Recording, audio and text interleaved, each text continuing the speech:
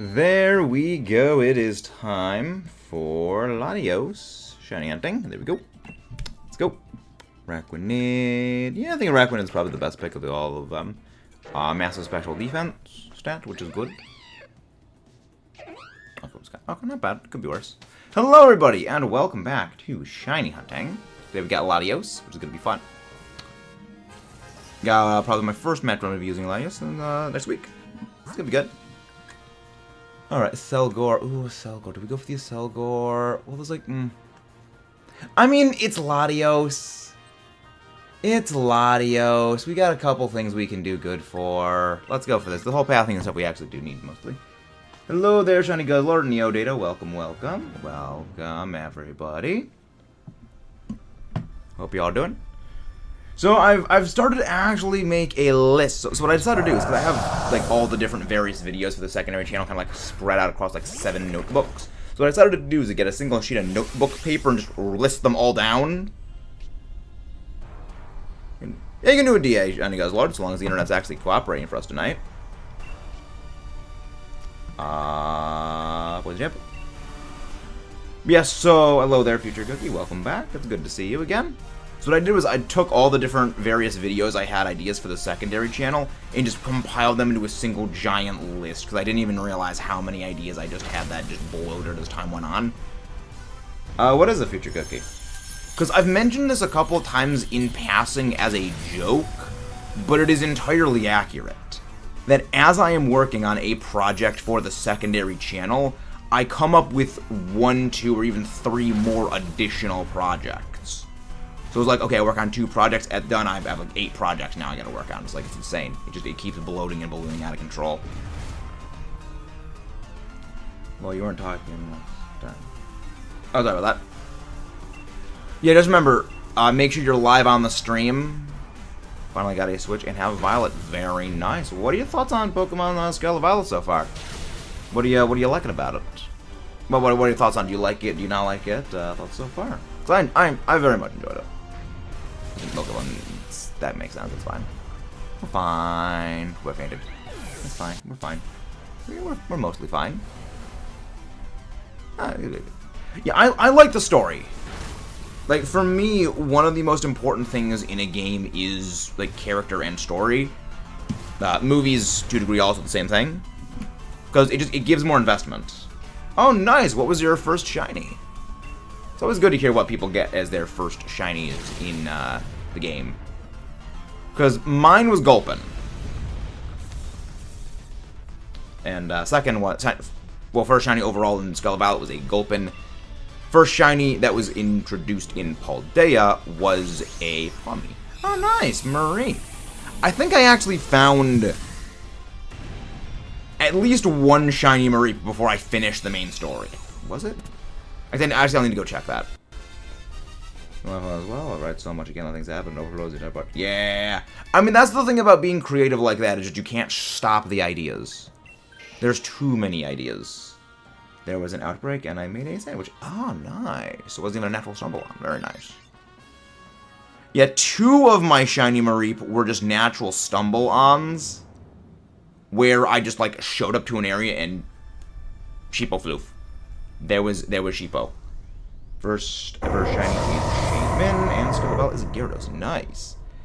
So, did you do a dedicated soft reset for the Shaman? That's impressive. Yeah, Shaman's Sadly, I will not be able to shiny hunt Darkrai. I did not actually have internet access and my Switch when the Darkrai event was going on.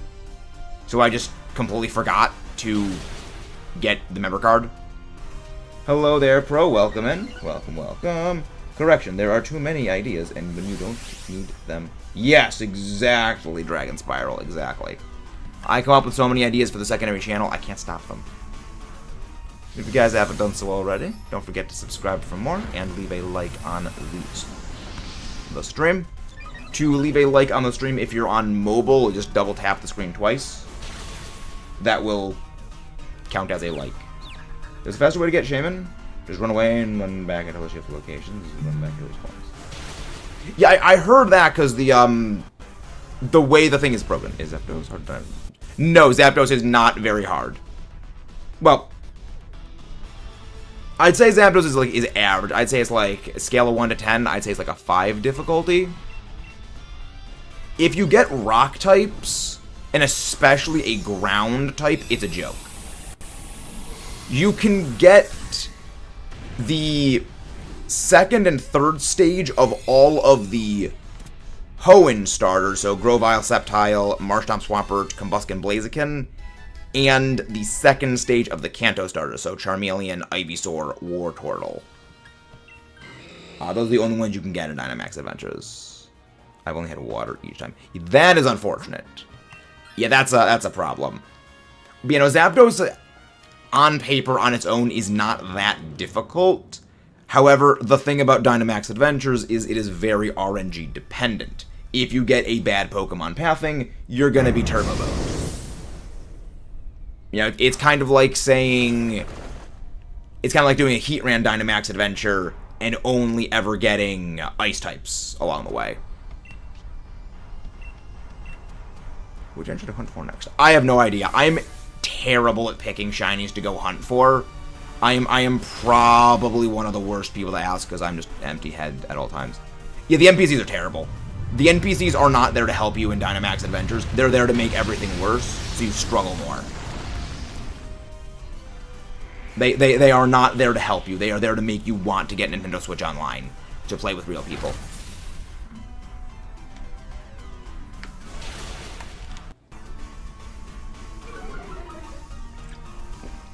Hi, Amazon. Any Pokemon. Future Cookie is hunting Pommy or Whoop or just me is good. I love Pommy. Generally not the biggest fan of most Pikachu clones. I do like Pommy though. Pommy really got my respect when it came to the playthrough of Scarlet Violet.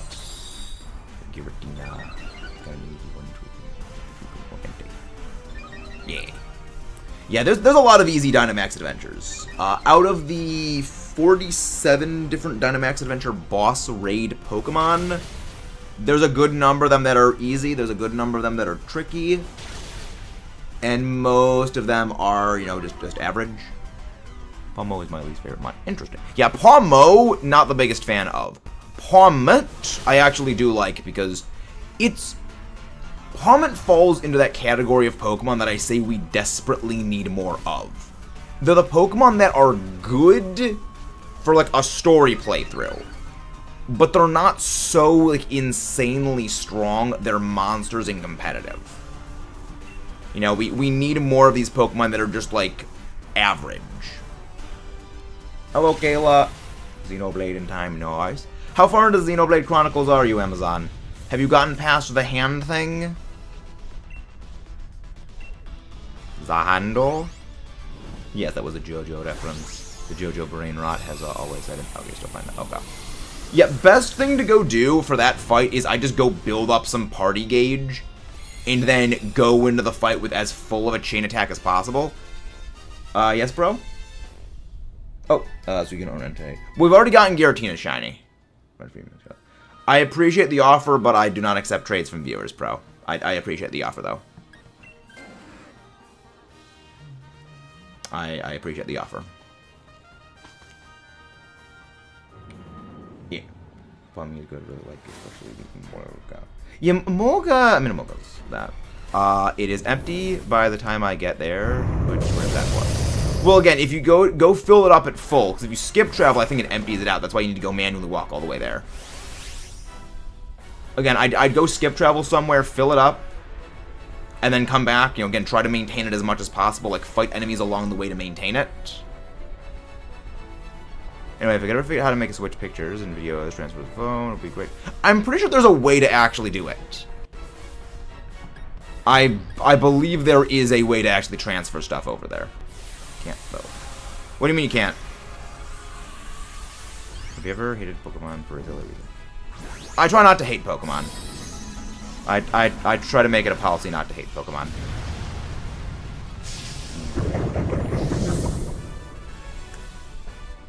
You know, it's a...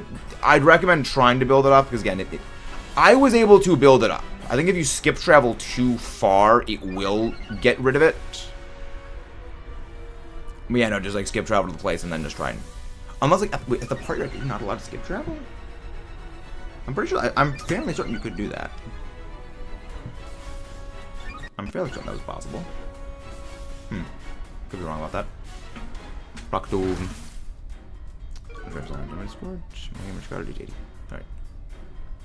Alright. Ice beam you. Good thing is I can just keep decreasing this thing's special attack stat and it can't do any damage. On top of coaching increases my damage output, which is always fun. Always fun. Always fun. Good boy. Yeah, because the reason to what my boy cannot be fighting. Yeah, I mean, again, I try to make it a policy to not hate things. I don't like disliking things. I just click A when you're at the photo. Right in there, I see you.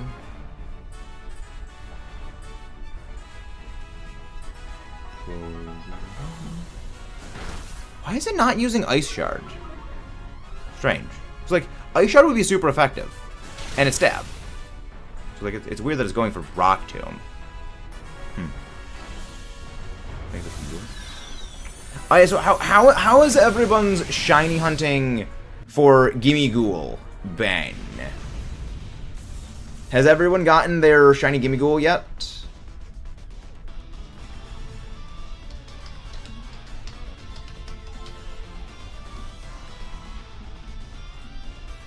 Or not? Nope. Yeah, gimme. The best way to do that is find someone who you know if they have one. Because that's what I did. I have to connect to the Switch via Wi-Fi. Got my shiny Gimmighoul first right now. Take another Gimmighoul. Please, Blacks. Holy mana, I use taking range to get my shiny Gimmighoul. Yeah, using hacked raids is not a good thing. That's why I say go with people who you know and you trust. Not do hacked raids. Alright. 20 LATIOS stick down. If you guys haven't done so already, don't forget to subscribe for more and leave a like on the stream. No shiny War Turtle, no shiny Blaziken, no shiny Piloswine, no shiny LATIOS, unfortunately. Yeah, all of those but the Piloswine I actually need for the living shiny decks. Still need one more of... Because I think I still need one more Blaziken. Not one more Blaziken, one more War Turtle, or one more member of the Blastoise family. I think I do actually need 3 members of the Torchic family. How can I convince you to try Positive March? I mean, isn't this one? I mean, I recommend to send me a DM, Spiral. We can talk about something like that in Discord. Why the freak is this taking so long? Internet, stop being dumb. Why is it doing this? The Pokemon, bit the one that does play is the start show. Well, again, that's like the Discord. The Discord would be a good place to find something like that.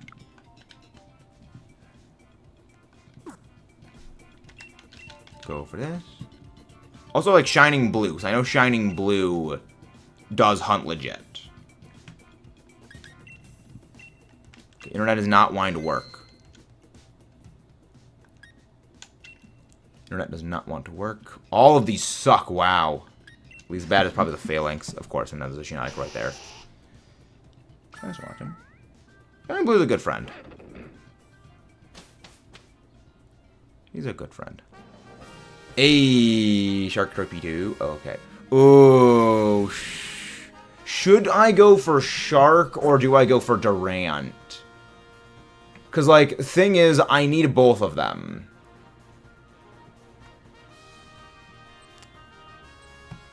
I need both of those shinies. I think I'm actually going to go... I think I'll go for the Durant. Yeah, Durant's probably the better one to go for. Because I feel like people would probably be interested in watching a shiny Sharpedo. Oh, there you go. Because the internet is wonky. Yeah, the internet is just not letting us connect for some reason. It does this from time to time, and by time to time I mean basically every day, where it doesn't want to connect sword and shield. It works perfectly fine whenever it comes to games like Scarlet Violet, or just any game that isn't sword and shield. I do not understand it.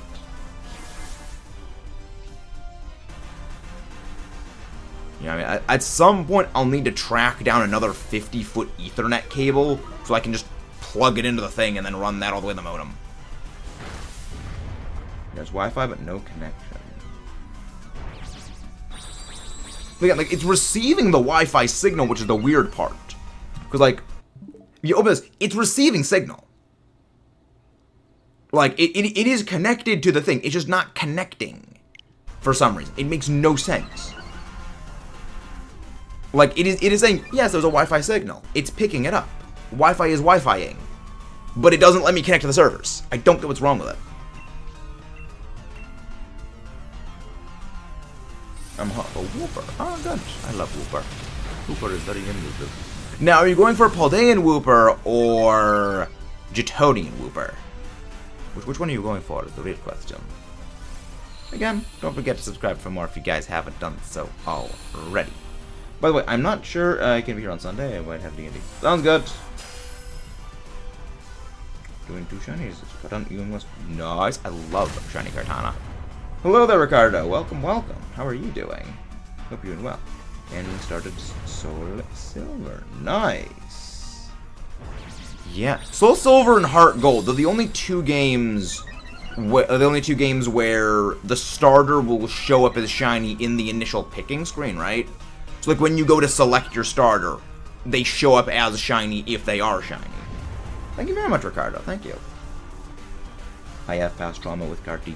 I mean, Kartana was one of my longest shiny hunts until the Ho-Oh came in, and the Ho just bulldozed that by being freaking nearly 700 DAs. Hey, thanks. Thank you very much. What's a Kartana? A nightmare-inducing shiny hunt, Noah. That is what a Kartana is. It is my second longest shiny hunt ever. I actually don't know the exact number of encounters I did for it, because I did not keep count. I hunted that thing when I was away at college, and I did. And I had to sort of backwards calculate it based on the amount of Dynite ore I had just accumulated. And it came out somewhere between, like, 370 to, like, 425-ish Dynamax Adventures for successful checks. And I blew through that in Friday night and got the shiny on, like, Sunday morning. I don't know how many DAs I actually did. I just a rough estimate in that generalized range. As these orange tassel things coming off it that turn purple, and, like, the rest of its body is just silver. What dark humor?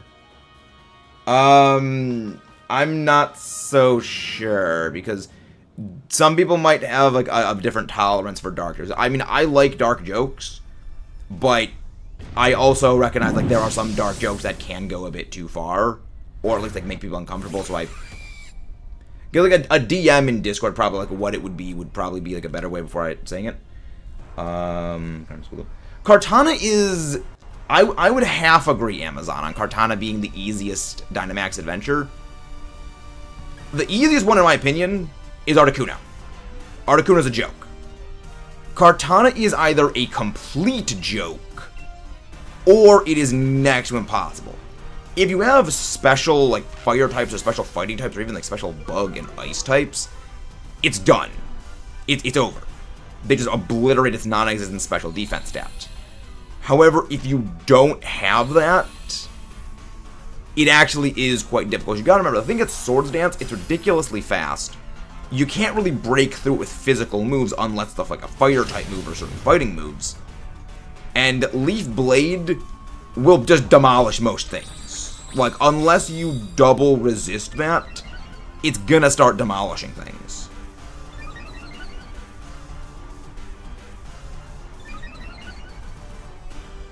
Have a full dex in Yumi's. Nice. Very nice.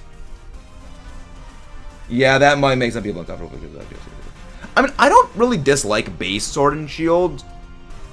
I mean, the game, I will agree, definitely does have its issues, but everything has its problems. Nothing fundamentally is perfect.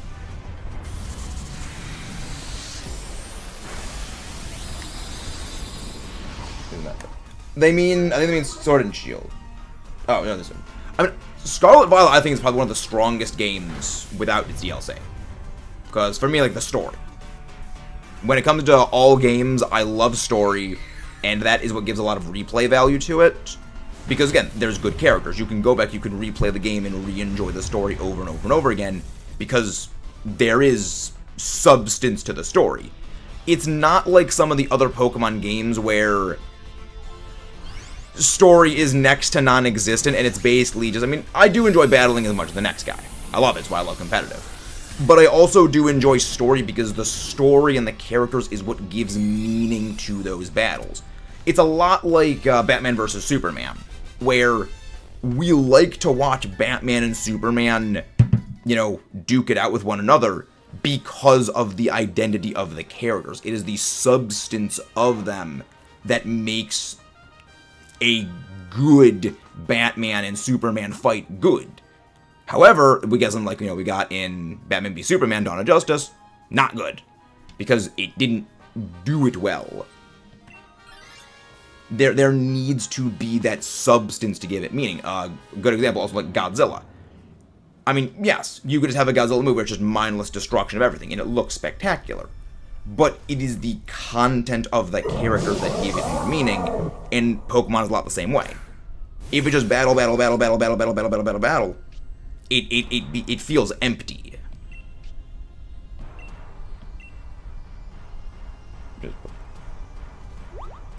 Yeah, post-game is Sword and Shield is garbage. Post-game is really bad. I mean, I found humor with Sword and Shield Bert. I like them in the way of, I love to hate them because I just want to just clock them in the face. But you love to hate them, and there definitely are issues with Sword and Shield's post-game. I will 100% agree on that. I think a large part of that does come from they were still following the Generation 6 playbook.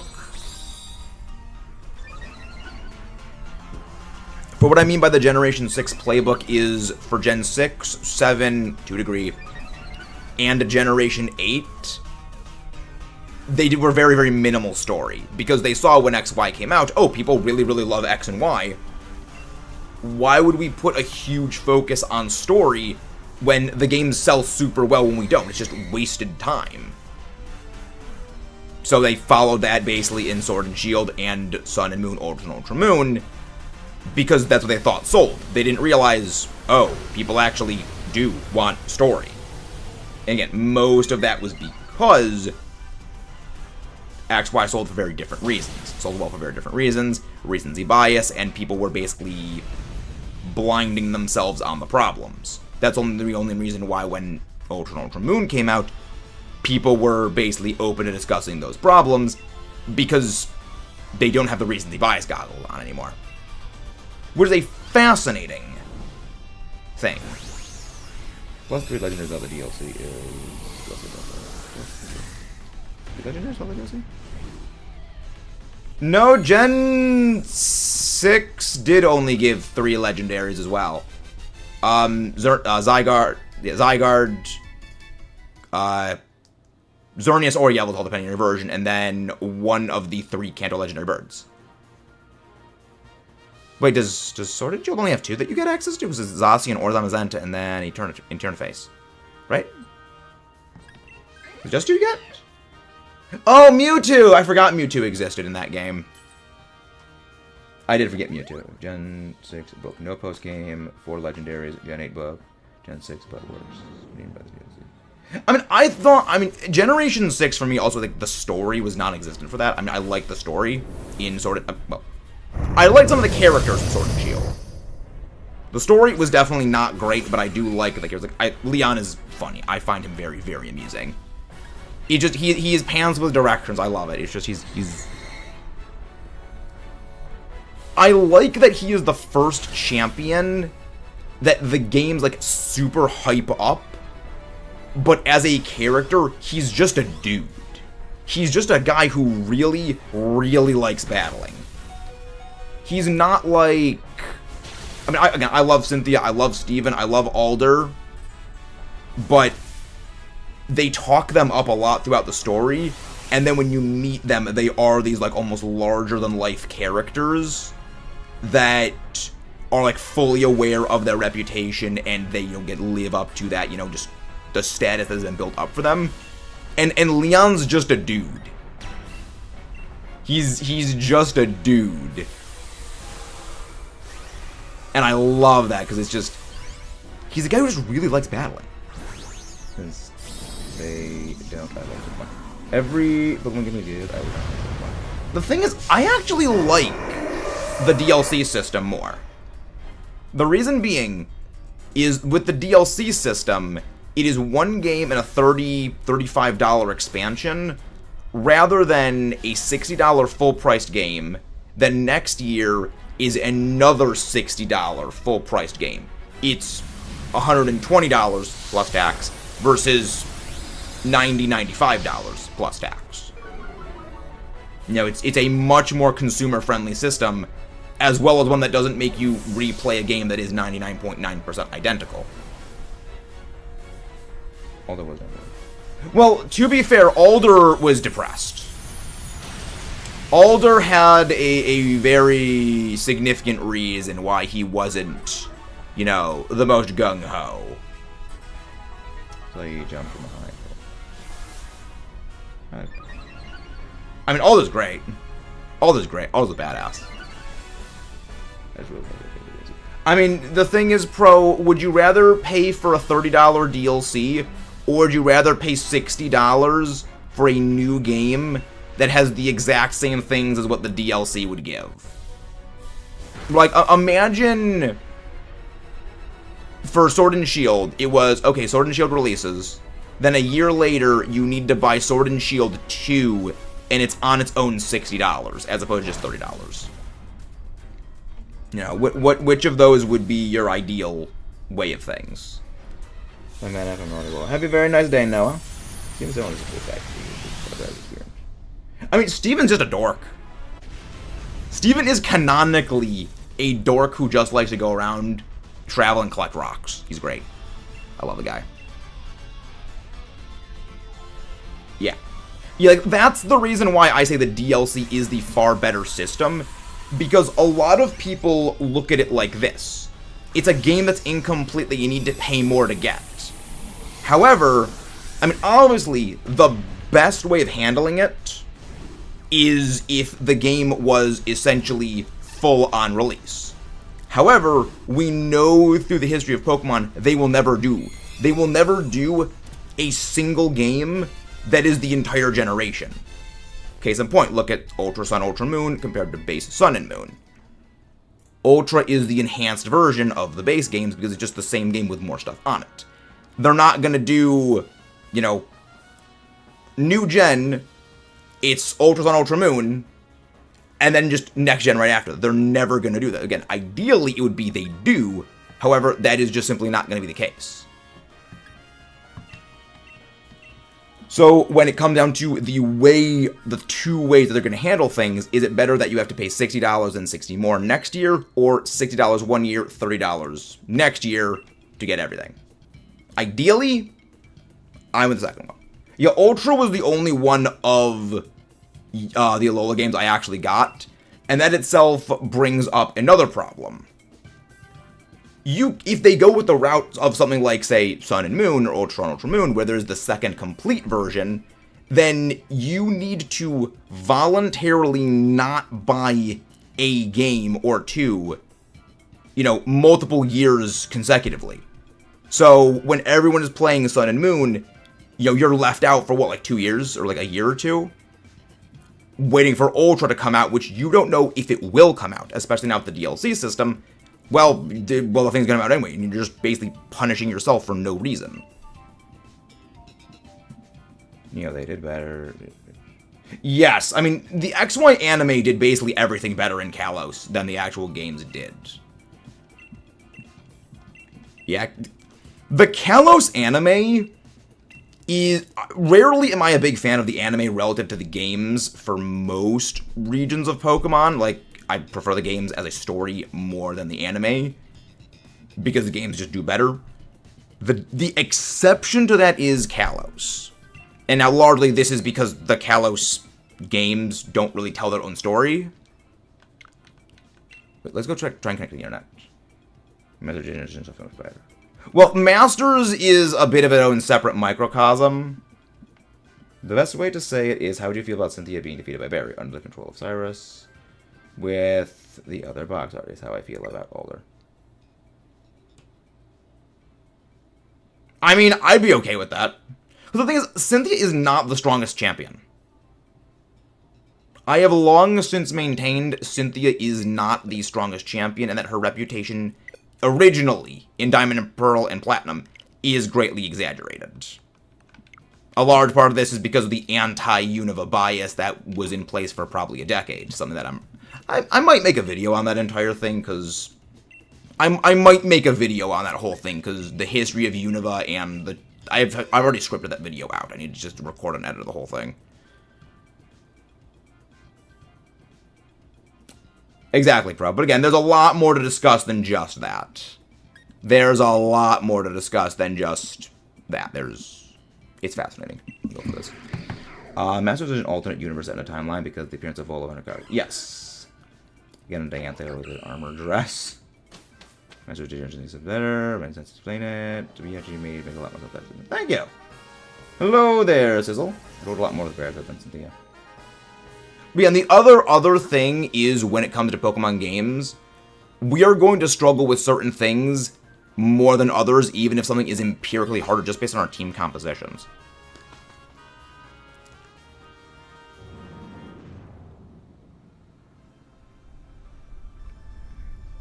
Like, if you say you start up a Hoenn game and you pick Trico, and your friend picks Torchic.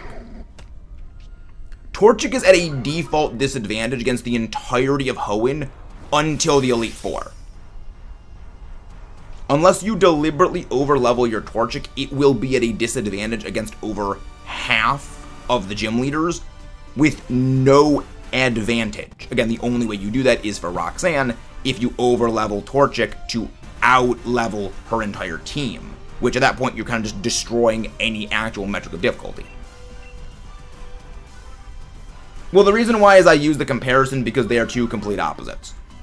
A lot of the game in Hoenn is you're fighting a lot of water types, there's a lot of psychic types, there's a lot of fire types if you're playing Magma, a lot of water types if you're playing Sapphire, there's a lot of flying types, psychic types. It's basically the two opposite sides of just complete extremes. Mudkip doesn't really have that many disadvantages, but it also doesn't have nearly as many advantages as Trico. So it's kind of like the happy medium. Well, again, you look at all the gym leaders for Hoenn. Disadvantage for Torchic. Disadvantage against Roxanne. Neutral against Brawly. Neutral against Watson, because Watson's electric. Flannery is the fourth one, right? Neutral against Flannery. Well, technically somewhat disadvantage against Flannery because of the fire type. It's good against Norman, so one positive, one outright negative. Outright disadvantage against Winona.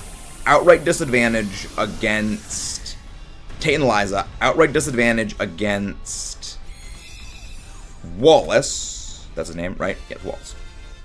Outright disadvantage against Team Aqua. Neutral to disadvantage against Team Magma. No switch. Yes, Sizzle, I do play Scarlet Violet. We're actually going to be doing a shiny race later today in Scarlet Violet. Ooh, do I go Marowak? Do I go Bonehead or Thievuel? Yeah, Thievuel. Yeah, Juan is the one in Emerald. And then, against the Elite Four, you got, it's a positive matchup for Blaziken against Sydney. Bad matchup against Phoebe, positive and negative against Glacia because a lot of her team is ice type, but also she's got a lot of water types. And made them have thick fan access. Disadvantage against Drake, but I mean that's literally par for the course on everything. With basically Dragon. Who's the other one? So Phoebe, Sid. Oh no, that's all of them. That's all 4 of them. And then advantage / disadvantage depending on the Pokemon against Steven. So like it's Blaziken has a massive disadvantage against the majority of the Hoenn games. But then, you know, you put in Trico. Beats Roxanne. Beats all of Team Aqua. And also you're fighting like water up to a third of the game. You know, beats Roxanne, neutral against Brawly, disadvantage against Flannery, advantage defensively against Watson, neutral against Norman, disadvantage against Winona, which is the same as Blaziken, advantage against Tate and Liza because even though they're psychic gym leaders, their entire team is 2 Pokemon and it's both Solrock and Lunatone, which are weak. Grass. Advantage against Wallace, neutral against Sydney. I keep blanking on his name. No, and positive and negative against Glacia, neutral against Phoebe, disadvantage against Drake, which is literally everything, and advantage and disadvantage against Steven. So it's mostly... So it has less negative matchups, more positive matchups. Where again, Blaziken just has lots of points. Yeah, Drake. Yes, Drake. All starters have a default disadvantage against Drake because his team is Dragon. You know, that is a default disadvantage for all of them.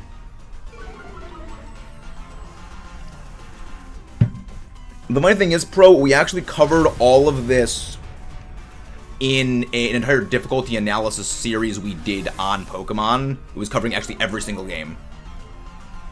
Yeah, so Umbreon is a very solid choice. And thank you very much, whoever just subscribed. I don't consider Megas in the running for 2 reasons. One, massive stat gapping. But second, Megas are a system that was basically designed to make the game a joke. As well as, I say, even with that, it actually puts the favor even more in Sceptile's favor for Drake with that case. Yeah, it was like an updated battle against all the gym leaders only 4 champion in Generation 10 like they did in Black and White. Well, they also did... Oh, you mean the Pokemon World Tournament? Because I know that in BDSP they had rematches with all the gym leaders where you can do after the game, which I really love that. But yeah, I don't think we're going to be getting something like the Pokemon World Tournament again. They've had a type advantage, but at least dominating competitive. Yes. Well, Blaziken dominated competitive when it came to Generation 5 onwards. Because of Speed Boost. Yeah, Pokemon World Tournament was a fun thing. I would love if we can get something like that again in a Pokemon game. However, I have my doubts we will get something akin to that. For 2 reasons.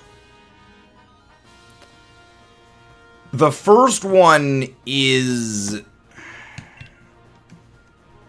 If you have a system like the Pokemon World Tournament, they would need to gate some sort of competitive preparation materials behind that, which is something that the devs have seemingly learned is a very, very, very bad idea. That doing that actively makes people dislike aspects of the game because you're gating stuff that realistically shouldn't be gated behind unnecessarily massive gates. So they would basically, they have been doing more side attractions in the game, which I would love to see more side attractions, so maybe they will do something like it. But if they do something like that, they probably would have some sort of material behind it that is highly valuable for some reason. Maybe it's something... Maybe it's some sort of effort value reducing thing, which I'd actually be okay with. Close Sword and Shield, but it's not quite the same. Mega Malls are now... I disagree, Dragon Spiral. Mega Mawile and Mega Sabe are horrifying. I mean, Mega Mawile is probably the strongest Pokemon there is. before it came into Generation 8, and excluding something like Mega Rayquaza. Even then, debatably, I think it's stronger than Mega Rayquaza, because Mega Ray is just a dumb beat stick. You know, it's well, not frail, but like all of those just hit things really, really hard, and its type effectiveness is not necessarily the best, especially defensive typing. Mega Mawile has literally the best defensive typing in the entire series, and an effective attacking stat that is 260. Well, the thing is, the weaker Pokemon getting them doesn't realistically matter if the end results are Mega Mawile tier in terms of insanity. And even then, Sableye was still very good even without its Mega. A lot of people actually still do run Sableye in competitive for a number of reasons, namely its Prankster access. But yeah, no, Sableye didn't realistically need a Mega, because it was still fantastic on its own. You know, Sableye is not weak. Sableye has been a competitive staple for generations. Well, since Generation 5, because of Prankster access. The funny thing is, its typing, even though it technically did not have a weakness, its typing was never anything that mattered for it. Because your not having a weakness might sound good, but if your defensive and offensive stats are kind of potato, you're not really able to do much. Which is the reason why you run Sableye as pure attack. Things like, what, Fake Out, Quash, Prankster, Will-O-Wisp, Prankster Recover. Does it still get Recover? I don't know if it does still get that anymore. You know, Will-O-Wisp, Quash, and Doubles Tech, Fake Out, Foul Play. Foul Play was a big help to it, all like with Umbreon.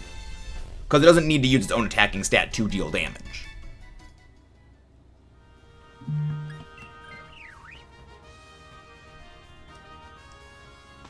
You know, Sableye is something that did not need a Mega. That thing was... It wasn't quite horrifying, but it was very solid.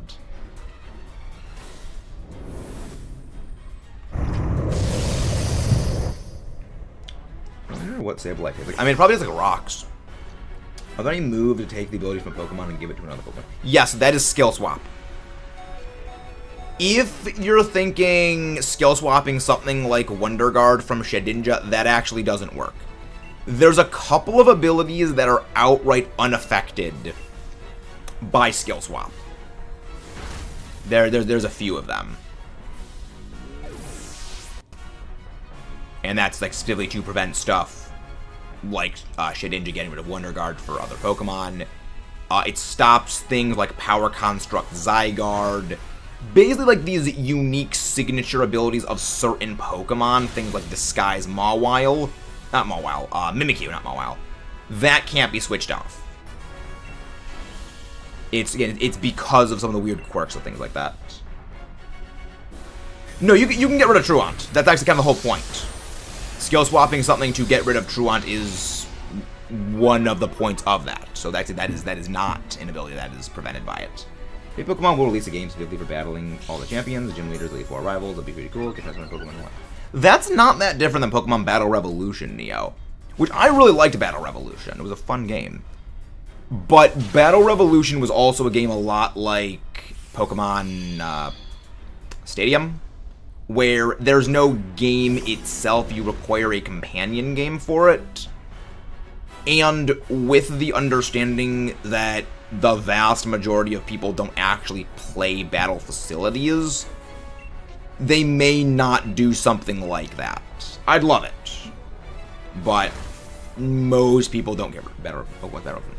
It was basically a game for the Wii that was... Imagine if you took the Battle Tower or the Battle Subway and just put that as an entire game. It is literally you battling NPCs with competitive grade teams. Yes, Slow Start is affected by neutralizing gas. And yes, you can skill swap Slow Start away. That is one of the two tactics involving Regigigas.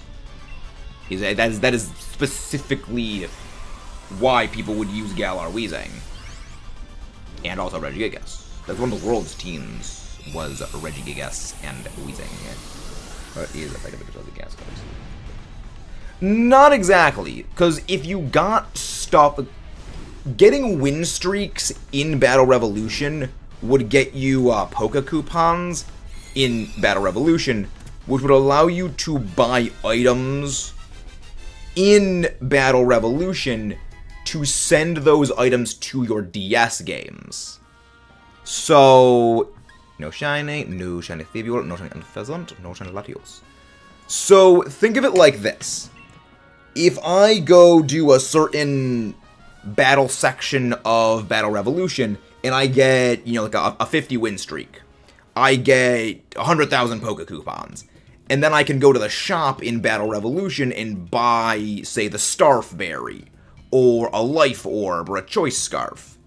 And I can send that to my Pokemon Diamond version, equip that item to my Pokemon in Diamond, and then send those Pokemon into Battle Revolution.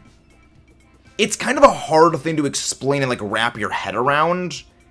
If you haven't played it yourself, I'm also not explaining it the best. Pokemon Conquest. I actually have Pokemon Conquest. We're going to be playing that at some point. Hello there, Moonloom. Welcome back. 4 back-to-back-to-back-to-back shiny Dondola today. Nice. What are some legendary Dynamax Adventures? What do you mean by that? DSIR. What? Do you mean Fairy-type Pokemon in Dynamax Adventures? Do you mean Fairy-type legendaries? Also, if you guys haven't done so already, don't forget to subscribe for more and leave a like on the stream. It's the best way to support us here. Come on, internet, work. Work. I actually want to throw this thing out of a freaking window. Okay, fair enough, legendary. There are, I believe, only 5. All 4 Tapu, so Tapu Koko, Tapu Lele, Tapu Bulu, and Tapu Fini, and Xerneas. I believe those are the only 5 of them. I'm gonna take a gamble to which one. Hello there, Felix Nova. Welcome, welcome, welcome. All of them are weak to poison. So if you have any poison types, those would be a good thing to go for. Yeah, more likely than not, it's going to be a Tapu. In general, a Steel type also would be quite good. But Bulu is the easiest. Bulu is... Actually, I take back what I said about Articuno. I think Bulu is probably the easiest legendary in Dynamax Adventures. I've not played Pokorogue. Hopefully Bulu. Yeah, because Bulu is quad weak to poison. Also, it's weak to fire, which is really good. I mean, also, Bulu's moves are not great. None of these are good. My Hope is Gen 10. Maybe my Hope is too high. Maybe not in Ultra games, but there are. Which is the hardest? I have no idea. Which one is hardest? Wait, what is the hardest Dynamax Adventure, or what are the hardest of the Fairy types? Because of the Fairy types, I would say the hardest is easily Xerneas. However, Xerneas is not the hardest Dynamax Adventure. It is a relatively tame legendary compared to many of the others. Hardest one. I say it's Kyogre. I think firmly Kyogre is the hardest Dynamax Adventure of all. Because with Zygarde, Ice types throttle that thing. You have a Wide Guard user, it gets throttled. Now, I mean, again, the thing is Zygarde is unique damage. But Zygarde's got that reputation in the same way Cynthia does. It's not actually the hardest, it's just that what everybody say. The reason why I say Kyogre is even grass types do not want to be surviving and taking hits from rain-boosted Origin Pulses, Surfs, or Max Geysers. That's the big thing. Kyogre gets a default rain boost, and it also gets Thunder access. So, even if you have a Water-type Pokemon with Water Absorb, they're not safe. Zygarde also cannot do anything to you if Wide Guard is in play. Kyogre can still nuke you even if Wide Guard is in play. Hello there, Athena. Welcome. Hey, Salazzle's perfect. Salazzle is legitimately perfect for Dynamax Adventures against a Fairy type. This Dugtrio took 99.9. Yep. Well, Salazzle is extremely frail, and it is quad weak. To ground. Water Pulse from Sand. Yeah. The Rosa side like a bunch of seems to be valid. Yeah. I would take, yeah. But yeah, no, it's... Kyogre just hits ridiculously hard. It comes down to Kyogre's ability to damage you outside of the spread moves massively outstrips Zygarde's. Which is also, I mean, I think in terms of the most difficult Dynamax Adventures, number 1 most difficult is Kyogre. I think Zygarde is like 6th hardest. Because again, it can't really do a lot of damage, and even then, it doesn't do a lot of damage with its own spread moves. It's because of spread move spam. As well as a lot of people do tend to somewhat tunnel vision on, I gotta get a wide guard user, that they don't go for the damage side. With Zygarde, even if you have wide guard, if you don't have any ice types, you don't have any fairy types that can chip through its bulk, you're never gonna win. You need a method of hitting it more than you need a method of surviving the wide guard spam.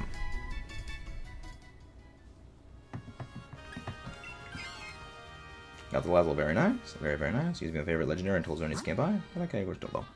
Yeah, Kyogre is one of the legendaries, actually it was the first legendary I use on a competitive team. I like it. How are you doing, Athena?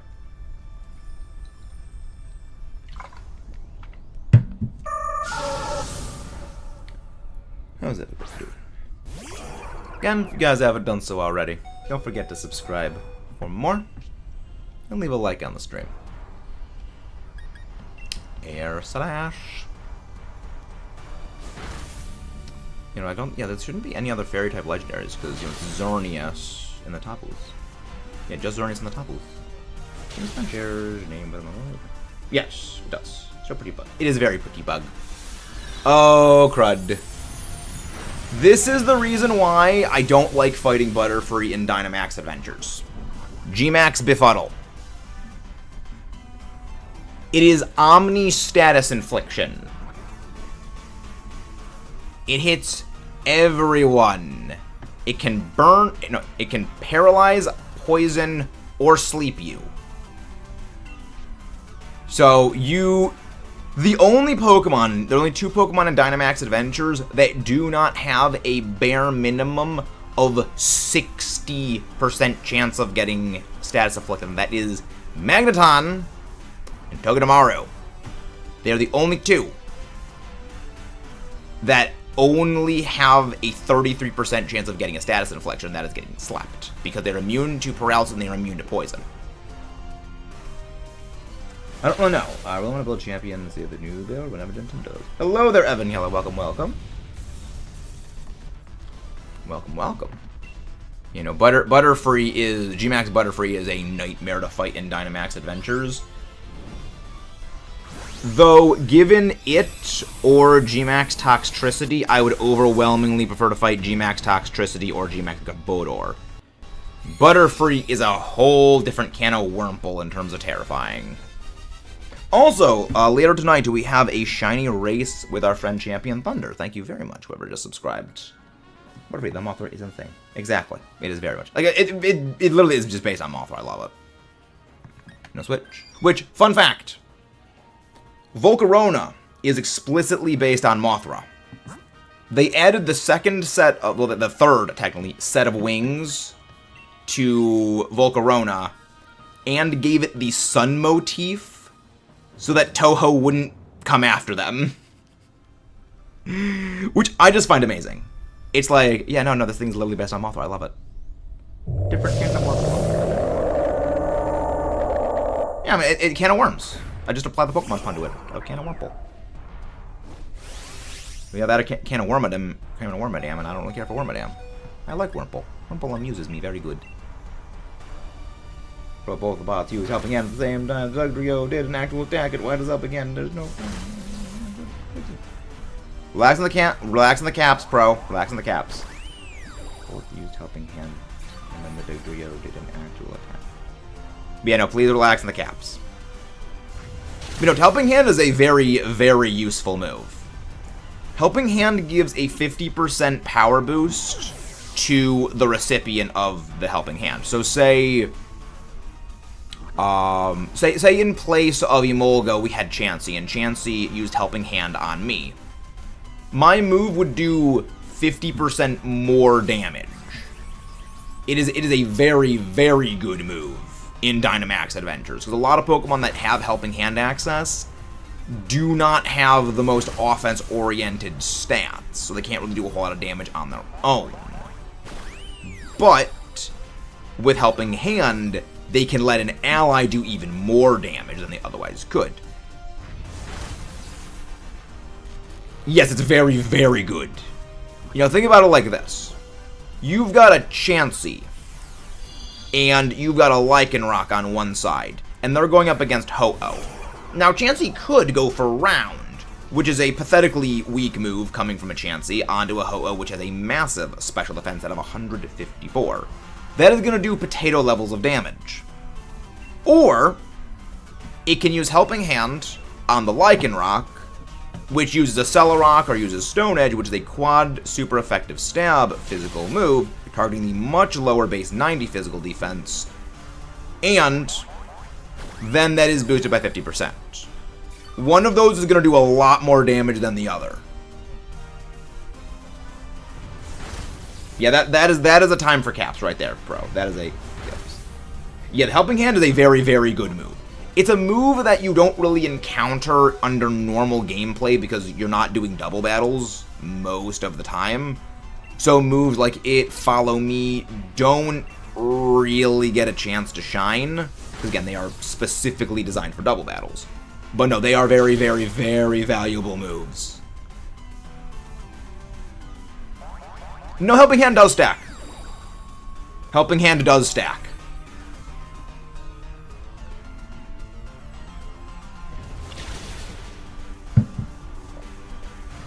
But Scary Face. Yeah, it is. Scary Face got nothing. You know, they do stack. It's really fun.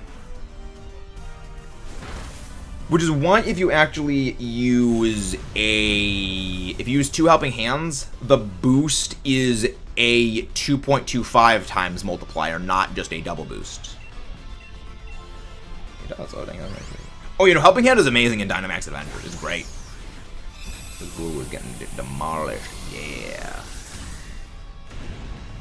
Fletcher's Dynamax. Yeah.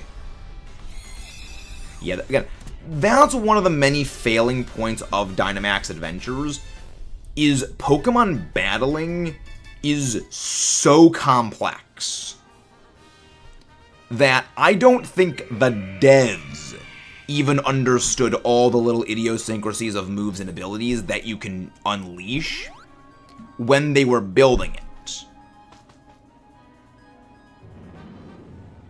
Which is a large part of the reason why some of the moves are so disjointed.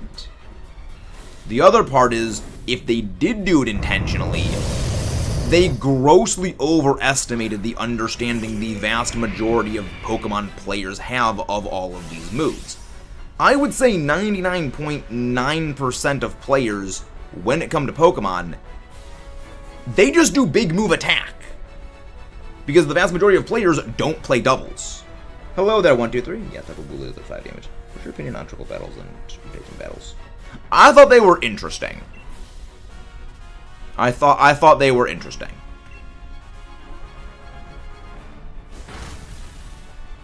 You know, there's just so many little idiosyncrasies of the battling that you can't really do in Dynamax without a very, very complex understanding of the systems, which most people don't have.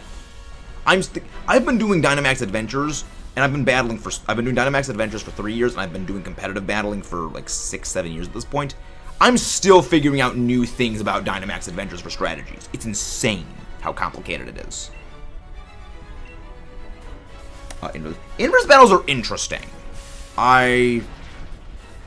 I wouldn't like them as their own separate dedicated battle mode in terms of like actual competitive, but as like a side feature in the games, I think it's actually pretty cool. What does Mold Breaker do? Mold Breaker bypasses abilities that would mitigate damage. So, perfect example. I've got an Excadrill that has Mold Breaker and Earthquake, and I'm facing someone with a Levitate Rotom. My Excadrill with Mold Breaker can click Earthquake and destroy the Rotom. However, if my Excadrill had Sand Rush, it wouldn't be able to use Earthquake on the Rotom. Yeah, it's an interesting idea. I believe that Freeze Dry is always super effective against water types in inverse battles because of the way it is programmed. I lost in 3 turns. Yeah. One time at Dynamax, but then no DLC adventure to use a Ditto and actually escaped the ball and ran away. I had no DLC, now doing Dynamax Adventures, Ditto and actually escaped the ball. Interesting. Let's go for another luxury ball. 23. Thank you, welcome. Happy to help. Oh, which is trying to invert charge. Remember, all immunities become weaknesses as well. Happy to help, Athena. Happy to help. Again, battling is incredibly complex. And, again, even people who've been playing for a long time do not know all the ins and outs of things. Never feel bad about having to ask for clarification on... Excuse me. Why do I hiccup so much? Never feel bad about having to ask for some clarification on something involving Pokemon, because these games are absurd in how complex they are. Immunities, so ground types are bugs. Yes! Yes, ground types are able to be hit by electric, and they are weak to them. Hot Take Cryogonal is a really good Pokemon, my favorite. Based Pro, I agree. In one of my draft leagues, I'm actually have a Cryogonal on one of my teams. Mostly, I mean, I love... It's a good rapid spin user, and I freaking love Freeze Dry. So that is a very much agree. That is a very agree. Those are great in Dynamax Adventures, because it's one of the few good ice types. Because a lot of the ice types are not fully evolved, and they don't have high special attacking stats. It does. Also, Levitate is good, so it's immune to ground types. What the freak is going on with this thing? So Inverted Glaceon was OP. Can't find it in Gen 7. Can you find it in the wild in Gen 7?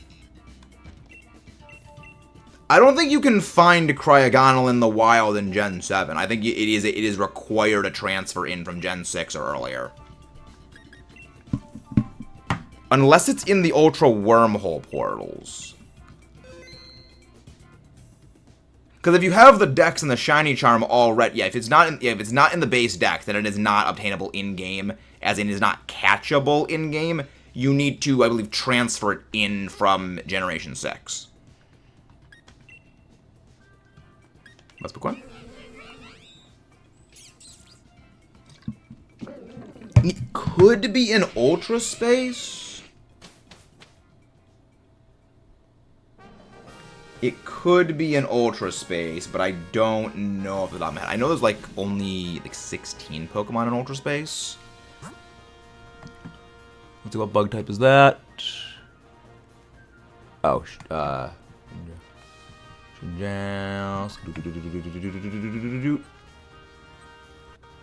go for this one because I do need that. I need some of those things. Cryogonal. Let me go check Cryogonal because I'm curious on this now. Neo data, trust me, I forget. I can't transfer it sadly. Ew. Okay, final question. Is there any immunities? I don't believe there are any immunities in inverse battles except for immunities granted by abilities. So, like Water Absorb, Levitate, Lightning Rod, Sap Sipper. I think those are the only immunities when it comes to inverse battles. But there is no... type is immune to other type. It's always a resistance. I think. I vaguely-ish remember inverse battle things. I also love Palosand. Palosand is a very amuse. Cryogonal, let's go check this thing out. I'm curious on this. I love Palosand. It amuses me very good.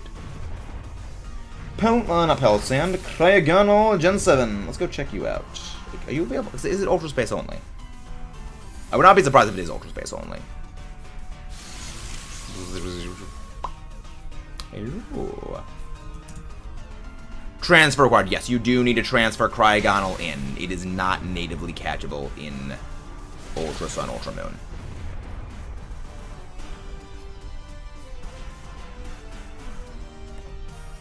Inverse is interesting. It is very fascinating. Inverse battles are very fascinating. You can any of the Pokemon battles where like it reverses some, it changes some of the rules. It doesn't. Gosh, flippery diggity dang. Yes, That does require a transfer in, unfortunately. Max Hailstorm. You are a jackwagon. You are a jackwagon on top.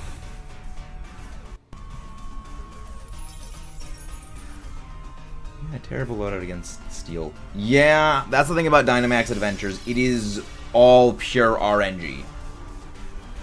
It is, do you have a good matchup or do you have a bad matchup? This might sound like a controversial opinion about the dex cuts. I am okay with the dex cuts for the reason of it would just bloat, well, two reasons. One, it would bloat the entire game's ability to catch every Pokemon, and people just simply would not enjoy having to catch every single Pokemon again and again and again and again. Because, good example, Scarlet Violet. In total, there's like 1,025 Pokemon. Imagine having to catch all of that minus the mythicals, which I think at this point there's like maybe 20 mythicals. So imagine having to catch 1,000 Pokemon to get your shiny charm. And do that every game, where for the first like 4 or 5 months, there is no Pokemon home connectivity. As opposed to the 400 it requires to get the shiny charm now. Yeah, which of them is the one you go with? The second part, well, it's technically 3 parts to it. The second one is, as someone who enjoys a lot of competitive battling, when certain Pokemon are removed,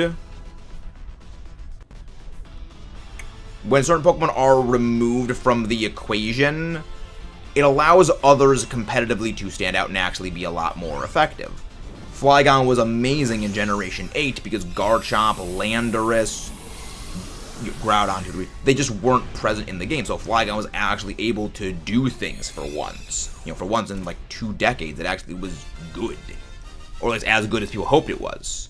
Because it just got massively overshadowed by something, you know, like Garchomp. Another example, Lapras. People love Lapras. However, it has consistently been very unimpressive game in, game out, because there's so many ice types that are just amazing. However, with a lot of those ice types removed, Lapras was really able to stand out as one of the premier freeze-dry users, which made it good. Again, there are positives. Because the argument that I always found funny was, for every person saying every Pokemon should be in the game because it is someone's favorite, there are just as many, if not more, that are happy their favorite Pokemon is finally good after years of getting overshadowed. Again, it's not just a one-sided thing of everyone should be in the game because everyone's good. But also, some people do like having their favorites be in the spot on the sun, even if it's only for a couple of months. They should do what Generation 7 needs to. Well, again, the problem with what Gen 7 did is actually the third part I was going to get to, and that is, if you have every Pokemon be in every game, people would, but you can only catch, what, like 400 of them in the game, people would still complain that you can't catch all of the Pokemon in the game, that you need to wait until home comes out for compatibility of them. And 2, people would complain, I want to use this Pokemon in the main story, why can't I use it? It's dumb that it's locked. You know, you need to beat the game in order to get access to certain Pokemon, which is an issue I've actually had with a lot of the older Pokemon games, where the natural decks become obtainable only after you beat the story.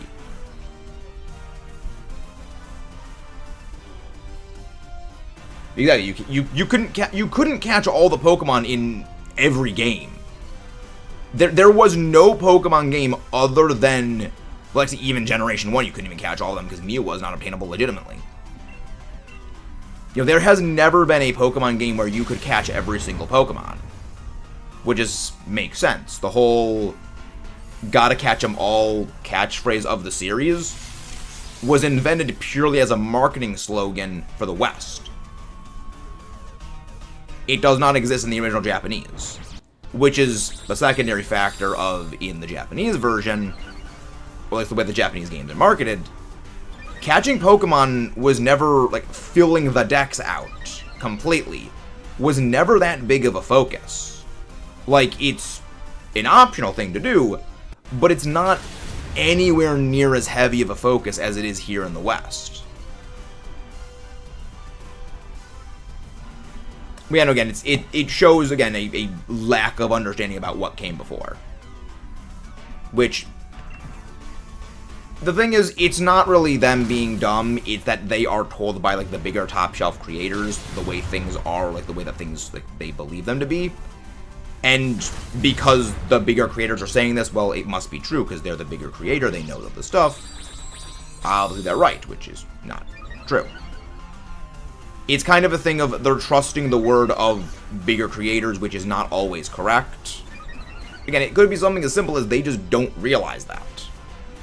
And then eventually that becomes ingrained as quote-unquote fact. I mean, that's the other thing, Pro. Nothing is perfect. Fundamentally, there is no such thing as perfection. As in, like, a thing itself can be without flaw. Something could be a perfect reinterpretation of something else because it reinterprets something and it makes it its own, but that incarnate something is not in itself perfect. Hello there, Serial. Welcome, welcome. Exactly, bro. Very based. Again, there is no such thing as perfection. And actually, there's a large part of in the secondary channel, thank you very much, whoever just subscribed. When we made the Godzilla -1 video, that was one of the comments that I made on the video, was someone just screeching his rant was, you know, actually, the movie is perfect. And I was like, no, nothing is perfect. Fundamentally, everything is fundamentally flawed. Nothing is perfection. That's kind of the point of perfection. It is unobtainable.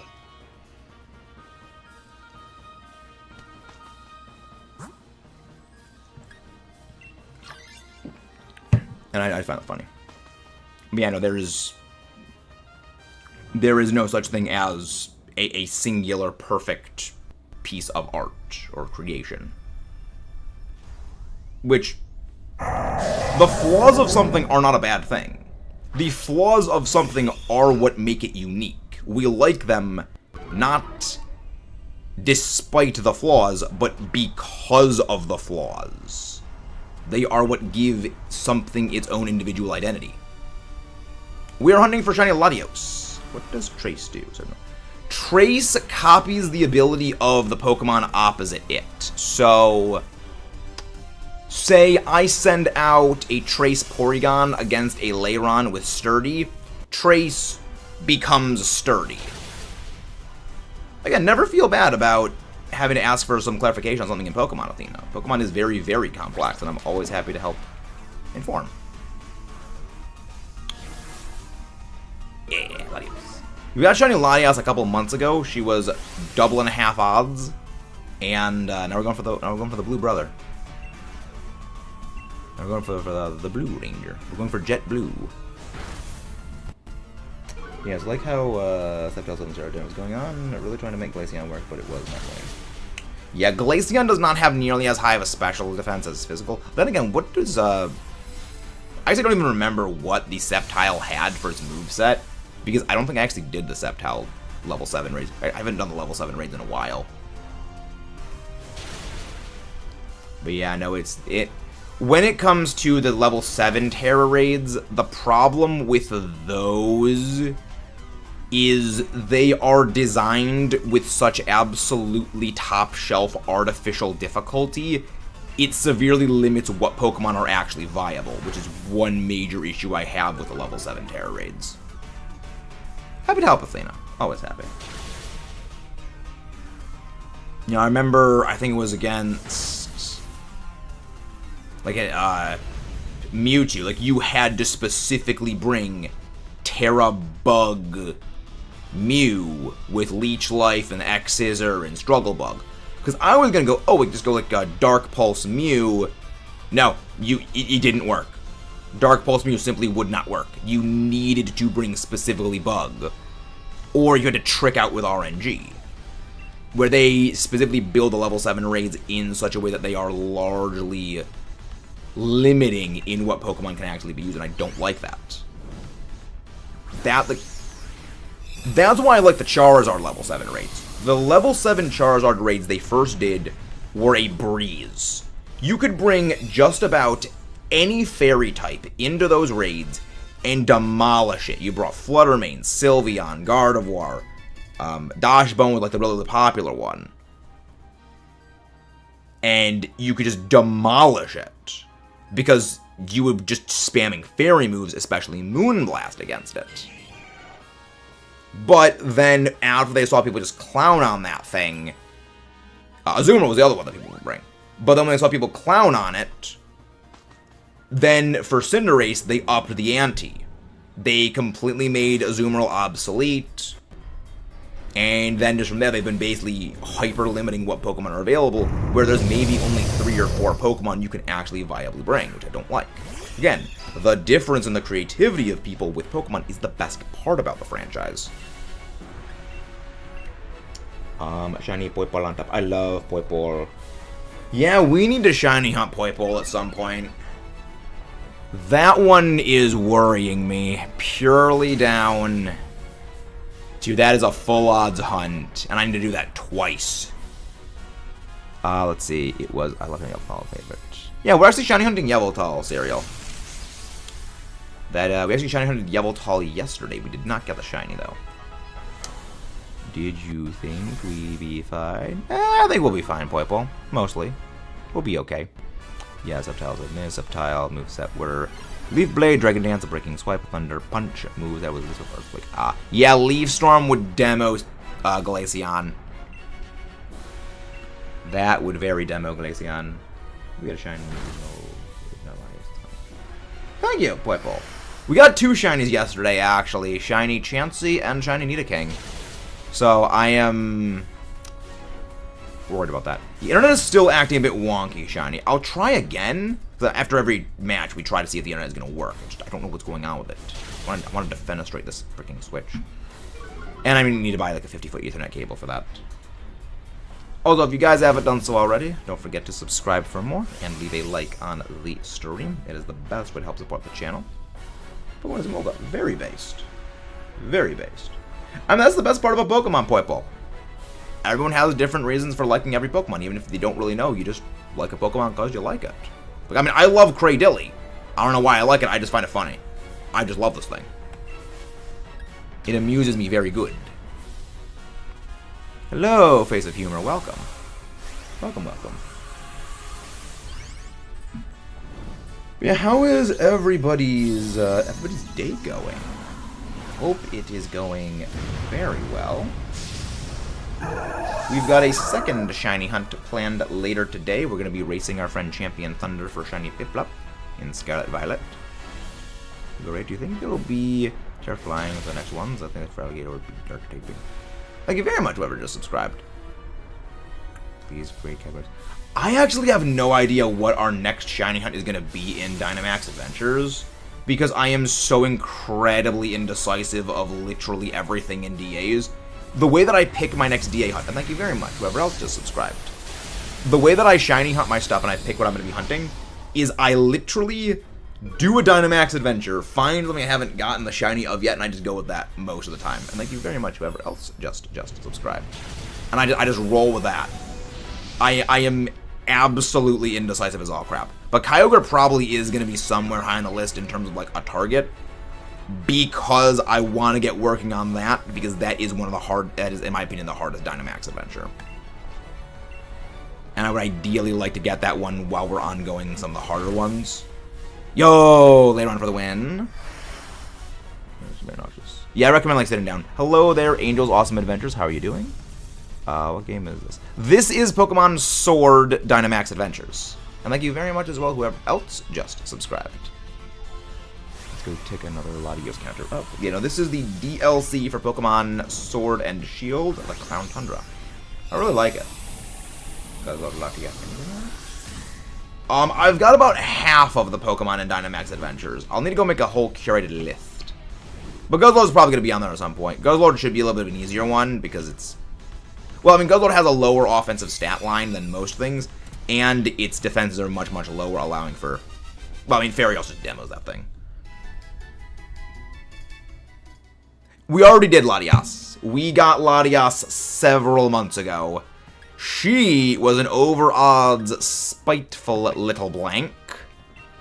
Our third worst shiny hunt we've ever had. That was not a Masuda method hunt named Froakie.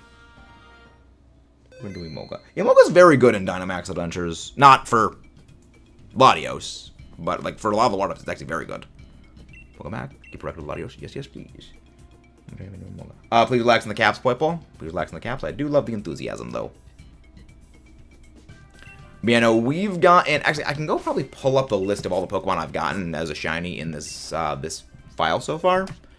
All of these, including Groudon, who is right here, and Zapdos, who is right here, we have caught in this file. So we've gotten 13 in total in this file, and back in my other file, my shield file, I've got a couple more. But we're probably gonna be rehunting those eventually. Hello, Emolga does stuff. Welcome, welcome. Ho-Oh was my longest shiny hunt. That was back in our shield version. Nearly 700 Dynamax Adventure checks, likely over 1,500 attempts, and 18 months. That's a year and a half. Not fun, but we're gonna do a redemption because I got that one off screen. I want to do that live. We go for redemption arc. I forgot to go check online to see if I can connect again. These are my new name. Yeah, our first game we ever played on the channel actually was Heart Gold, so I got a bit of a connection to Ho-Oh. Blip. Nope. I knew it. I like shinies that have shiny Emolga. I still need to get shiny Emolga. My Generation 5 shiny dex is... What the frick is going on with this thing? I think that, yeah, actually, my Gen 5 shiny dex is probably my weakest shiny dex I have. And what the freak is going on with this thing? Alright, let's... Okay, this is weird. Here, Pikachu clone is... Mine is Mimikyu if we're including Mimikyu. If we are not including Mimikyu, it is Togedemaru. Is my favorite of the Pikachu clones. The internet is still being stupid. What is going on with this thing?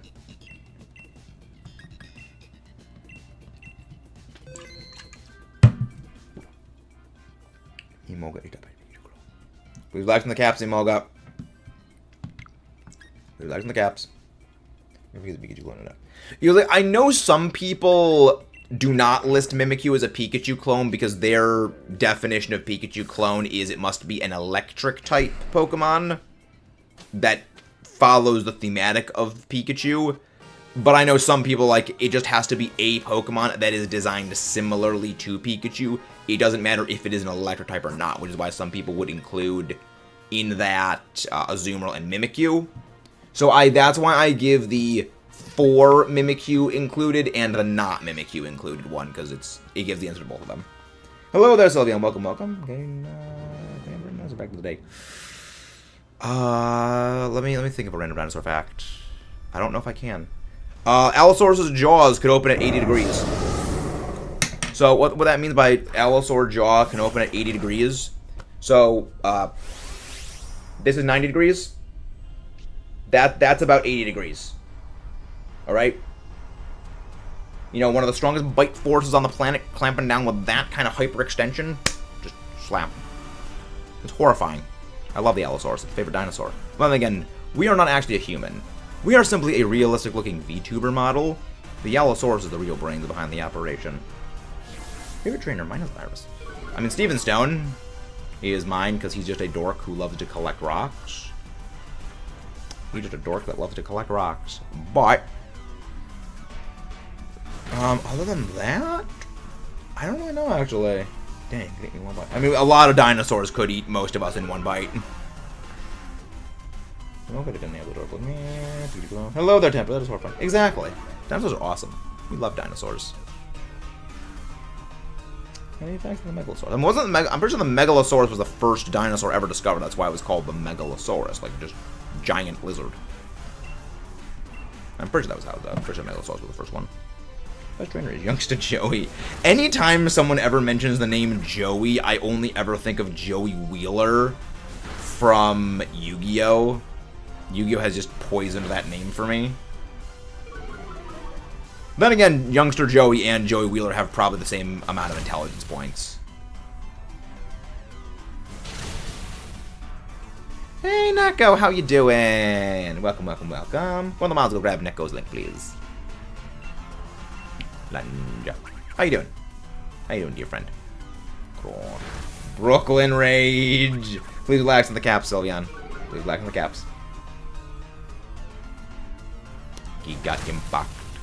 That was a lot of damage. Oh, crap. That's why I did so much. What happens under Tata will be the best. Good. Be better with the heart of the cards. You gotta believe. Always believe in the heart of the cards. Always believe in the heart of the cards. I'm doing this fine well. I'm doing very well on this fine afternoon.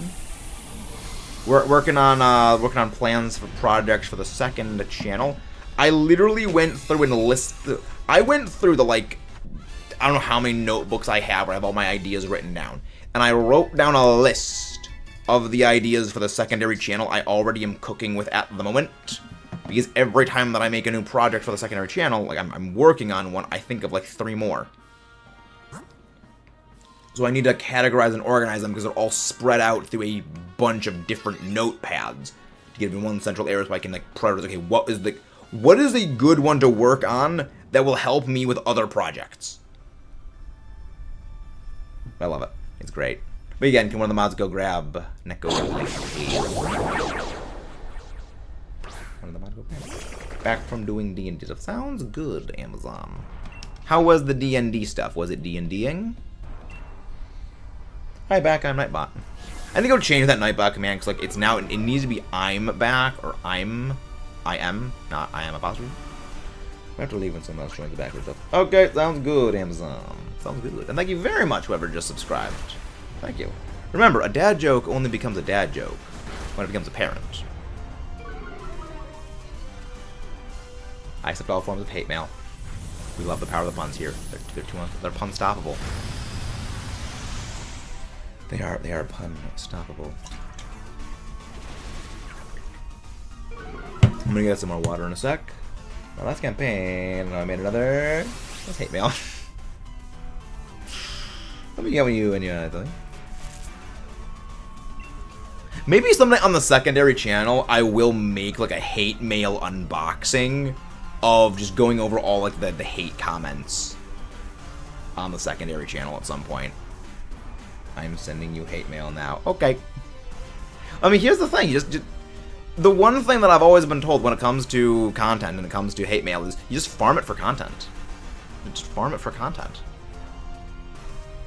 It's the greatest tactic in all of history. Baby delight. Baby delight. Gotta include the one doing the most. Oh, don't worry. I had to delete the -1 video because the strike of the correct from the duplicate. I'm sure you'll be able to put together what those words are.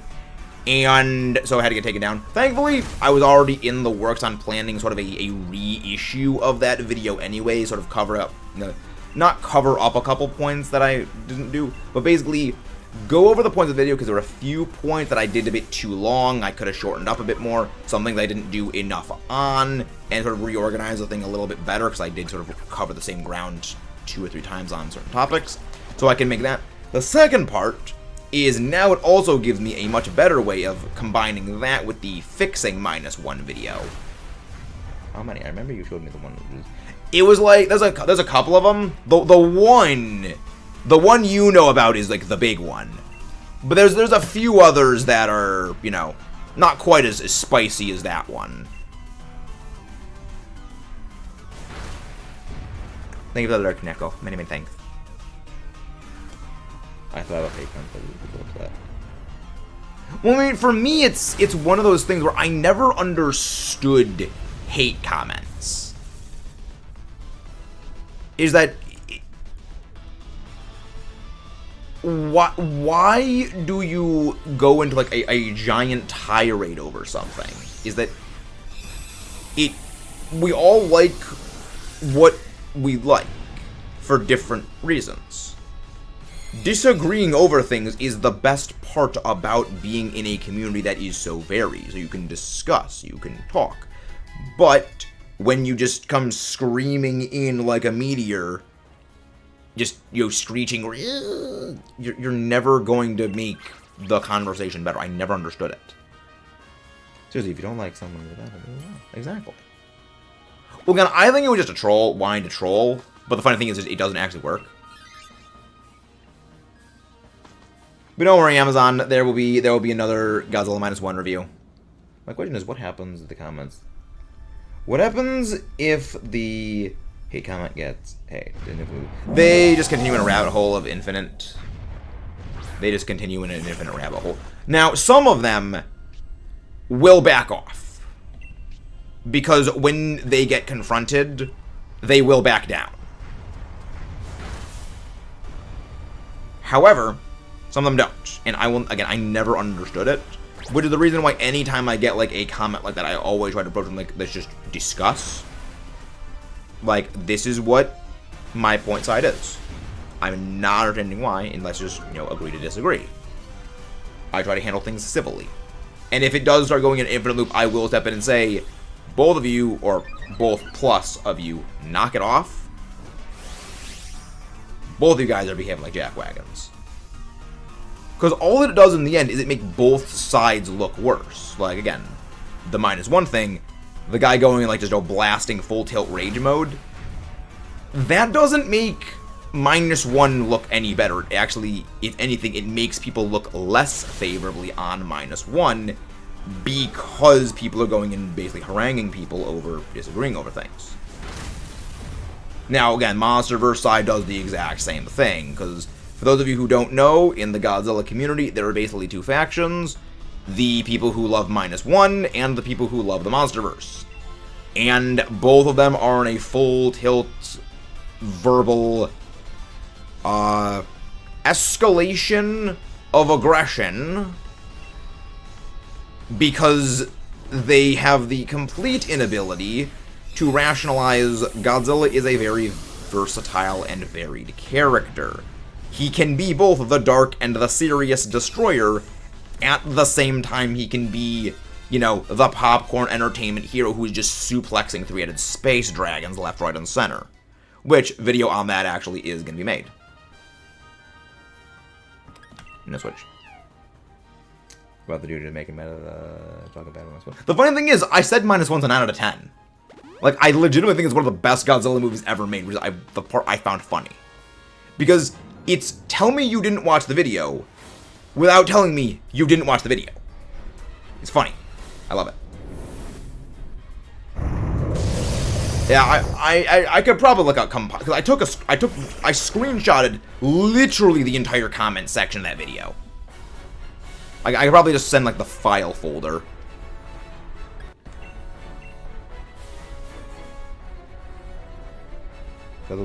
I wouldn't even say Godzilla's the original anti-hero. Well, one, he's not.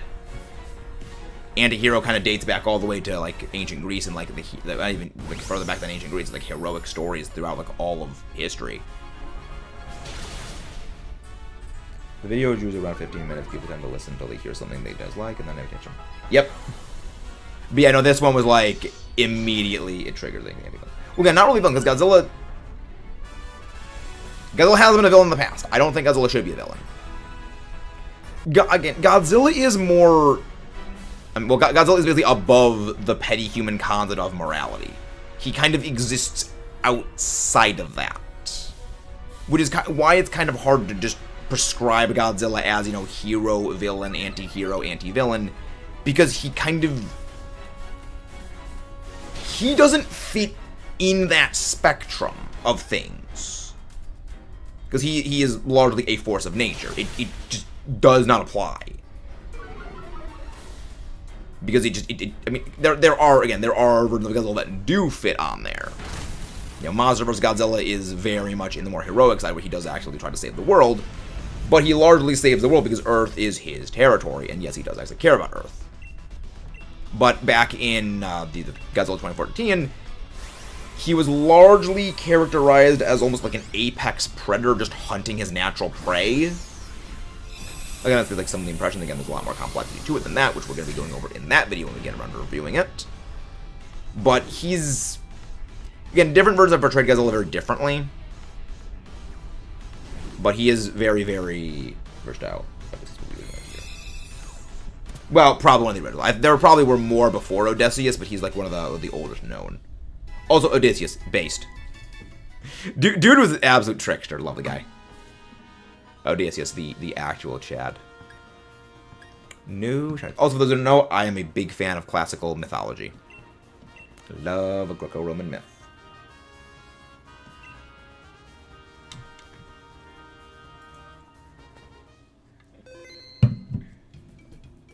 That would be great. Like, I mean, the other thing is, anti-hero and anti-villain are a very ambiguous term. Because, like, you could say a hero is only, like, someone typified by someone like Superman or Captain America. Like, absolute, you know, purely moral goodness. And just all of, like, the perfect upstanding qualities. Then it's like, well, Batman is also that. Because, like, a good Batman is a Batman that will comfort a crying youngling. And, like, will show a lot of compassion. It's like, people say, oh, Batman's an anti-hero. It's like, no, he's not. It's like, it's kind of a term that is so vague, it's not actually descriptive of anything. Because it is so vague. I fully acknowledge I am a noob. Thank you. I am very much a noob. Batman's an anti-hero. That's cool, to be honest. I mean, I wouldn't say that Batman is an anti-hero, because again, he is probably the most compassionate character. Thank you very much, whoever just subscribed. He's probably the most compassionate character in all of DC. He values life so much. He will not game end even the Joker. Like, he values life significantly more than, I mean, Superman, again, Superman's like the archetypical, like, pure hero. But Batman values, like, the life of a person more than Superman seems to. Again, in the classical incarnations of him. Which was like, I wouldn't call him an anti-hero, because, like, he's... I don't know. Batman having compassion is probably the only thing keeping Batman going. Well, no, it's... One is justice and compassion. It is, he does it specifically to stop what happened to him from happening to other people. And again, it is that compassion that he has that prevents him from going, you know, the extra mile, so to speak. But fascinating. Well, he is compassionate, however, the other thing he has to kill him. Yes. The thing is, he doesn't go through with it. Welcome back, Imoga. We look at Maj, I would say Son Wukong is also the original anti-hero. Journey to the West. Journey to the West, fascinating story. At some point, I'd love to actually, like, just read the entire original full thing of Journey to the West. Because, like, I want to read the Odyssey at some point. I want to read the Iliad. I want to read Journey to the West. There's a lot of these old classics that I really want to read at some point. I just haven't gotten around to it because I suck at reading. Yeah, certain storylines and like this. Yes, but the thing is, you gotta remember, those are very specific alternate takes. You know, those, it's like the Ultimate Marvel universe. They are very deliberately darker versions of things, which I don't quite think is a good example of something to use when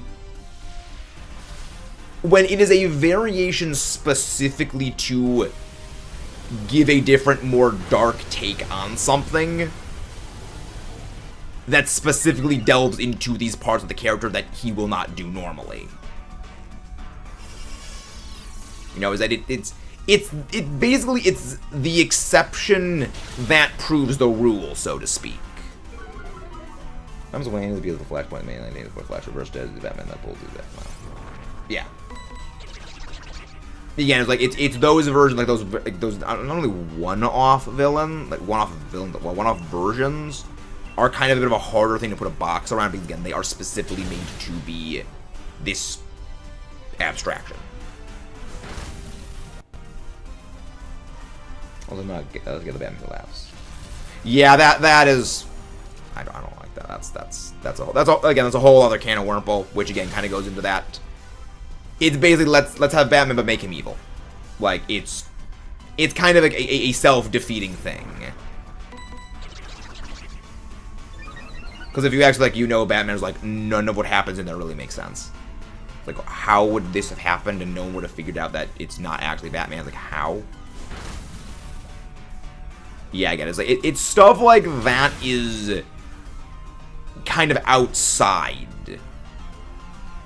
the actual identity of the character. Yeah, so maybe like they're different evil bat people based off the Justice League. Yeah, stuff like that is a part of why I somewhat kind of stay away from comics, because that stuff gets out there and wonky. Stuff like that gets real weird.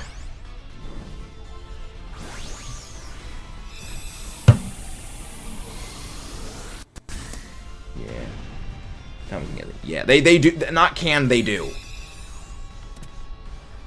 I mean, just like the time Godzilla fought Superman. Which, I still love that they actually explain that in a way that makes perfect sense. Like, the fact that they have Godzilla fight Superman, and they had it specifically handled in such a way that does not diminish the power of the individual characters. Because, again, the whole reason why it was the Justice League versus Godzilla versus Kong comics were made is specifically to promote Godzilla Kong the New Empire. So, you can't have Godzilla get his butt handed to him by the Justice League, because it makes him look like a wimp. But at the same time, you can't have Godzilla just curb stomp Superman, because it diminishes the strength of that character. So what they had it was, well, Godzilla's atomic breath just has the same properties as kryptonite. So that is their, like, yeah, it used a pre-existing weakness of the character to win. Like, it doesn't diminish the strength of Superman, and it doesn't diminish the strength of Godzilla. It was handled perfectly. Wait, Marvel did an Attack on Titan collab? No frickin' way. Insanity gives that. I mean, there's definitely a good thing to have of it, but when using it as an example of, well, Batman isn't this because of this version, that's not really a good one-to-one comparison. The plot armor, I'd say Superman has to fight, but Godzilla would take a beat down. Yes. Like, I mean, I love Godzilla, but no, Godzilla would absolutely lose to Superman. Because, like, it's Superman. Interesting.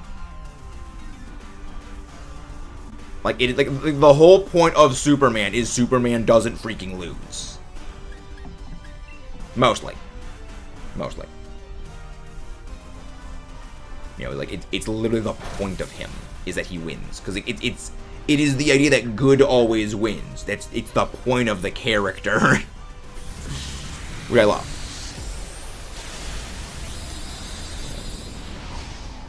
But again, with Godzilla's atomic breath having the same properties as kryptonite, radioactively speaking, I still think Superman wins that fight, because again, Superman can just go in, like, sun orbit and then just laser blast him. Well, depends on which Godzilla. Yes. So far, exclusively Monster vs. Godzilla is the only one that has that property of his atomic breath that behaves like kryptonite. Hello there, Ogopunadroid, welcome in. The thing is, we talking about different Godzilla. Yes, exactly. Great, Upton. Thank you very much, whoever just subscribed. Every Godzilla is very different, which is actually one of the reasons why the most recent video on the second channel was actually specifically on all the different versions of Godzilla's atomic ray. Which, let me go just drop the link to the second channel. Max Aloe. And they're all very different. Which is the fun part. They're all very, very different. Which I do wonder, will Godzilla's atomic ray permanently be default pink? Because if you watch the end of Godzilla Kong the New Empire, his spikes don't seem to have that pink glow anymore. They're more dull. So I'm almost wondering if he no longer has the pink beam. Because as much as I like the pink beam, I do hope they go back to Godzilla having his classic blue beam of doom. That is kind of my big hope that they go back to that. I personally do not think Superman could switch. Well, you gotta remember, Godzilla Earth is just big. Godzilla Earth is just big. I think Superman would be able to beat him. Again, it's Superman. Yeah, but again, it's Superman eventually, because remember, Godzilla has to drop the force field in order to fire his atomic ray as Godzilla Earth. All you gotta do is, okay, well, he fires the beam, go around behind, laser blast.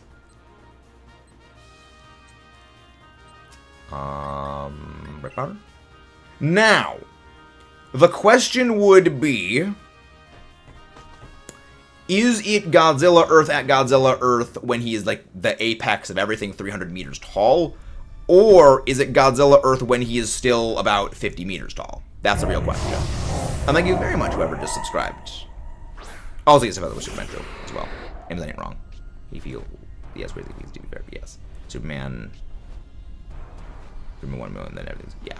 And again, Superman as a character, he is supposed to basically win everything. Like, that, again, the point of him is he doesn't lose. The only things that Superman loses to are magic, a green rock, and, like, that's basically it. Like, again, the whole point of Superman is to not lose. Prime Goji Earth peak performance. Okay, so that would be 300 meters Godzilla Earth. Well, I mean, Kryptonite classically is green.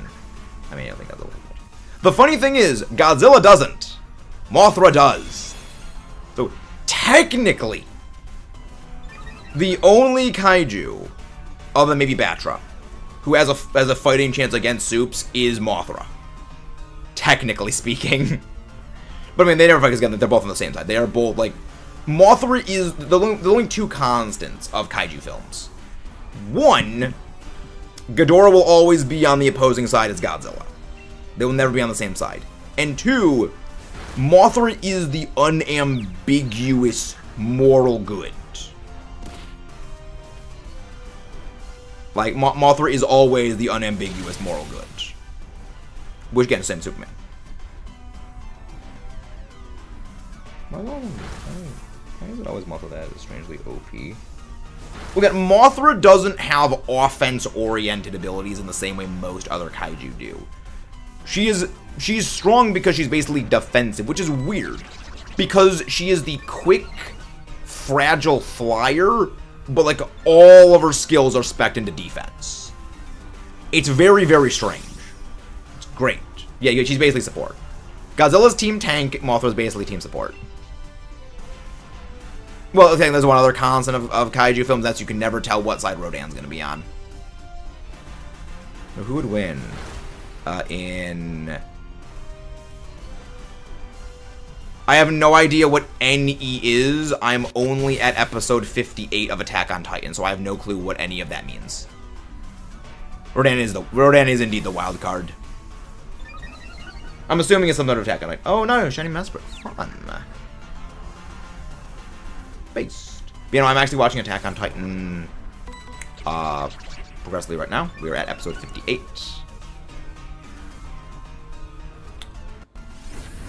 Oh, Godzilla in New Empire, every Titan. Oh, okay. So every Titan up to New Empire. So Titans and Godzilla. Okay. When you say Titans, I think of Attack on Titan now.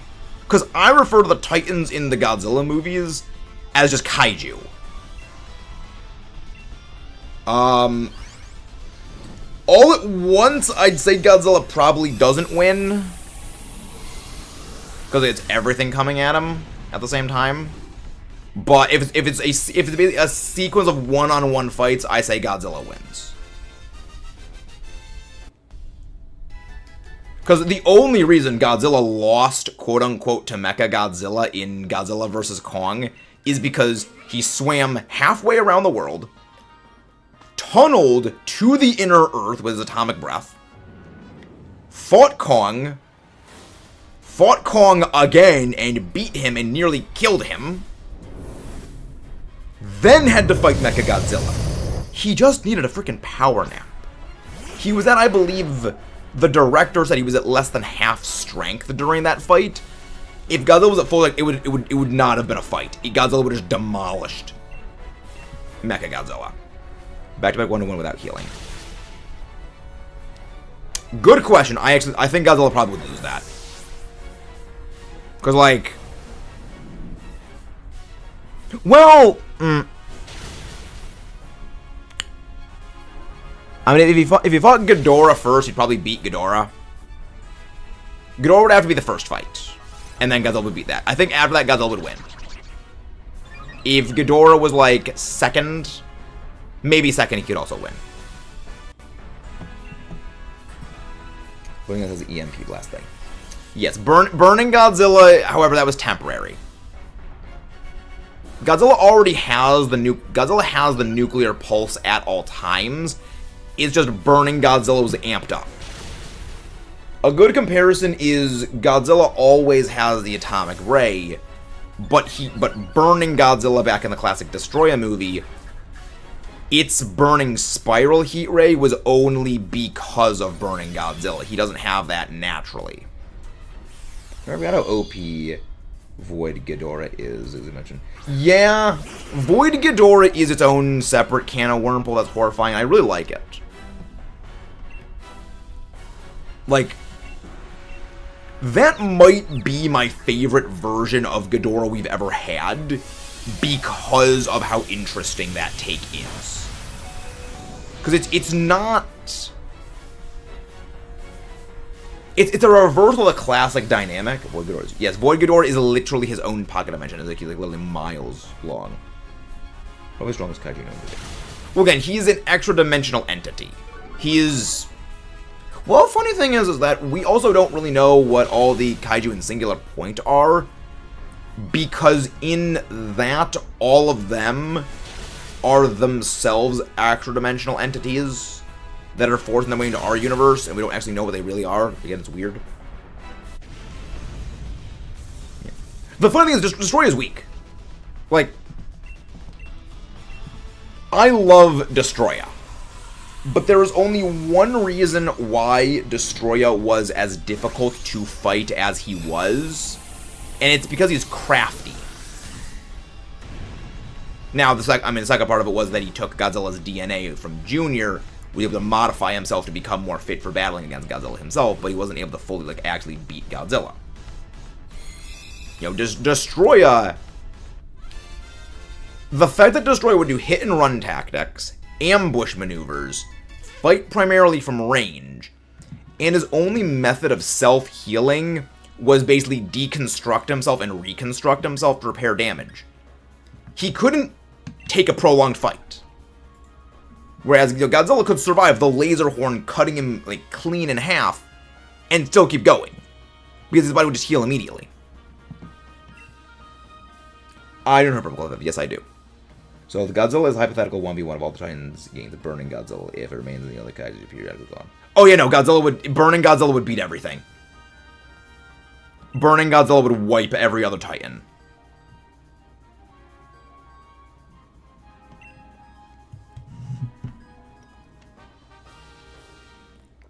You gotta remember, burning Godzilla is Godzilla plus the nuclear enhancement from Dr. Serizawa and Mothra's power. So burning Godzilla was stronger than Godzilla was in New Empire, very likely. But again, that was purely temporary. It's like the nuclear fusion heat ray in Godzilla versus Space Godzilla. It was purely temporary. If he had it available at all times, yeah, no, it's a no chance. He'd always win. Thank you very much, whoever just subscribed. Void Ghidorah. Yeah, Void Ghidorah probably would be able to beat him. But we were talking about just in the Monsterverse. All the Monsterverse kaiju against Godzilla. Yeah, Void Ghidorah is its own separate thing. Though technically the way that you beat Void Ghidorah, you should just knock out the alien guy who's directing him. And at that point, Ghidorah just can't do anything.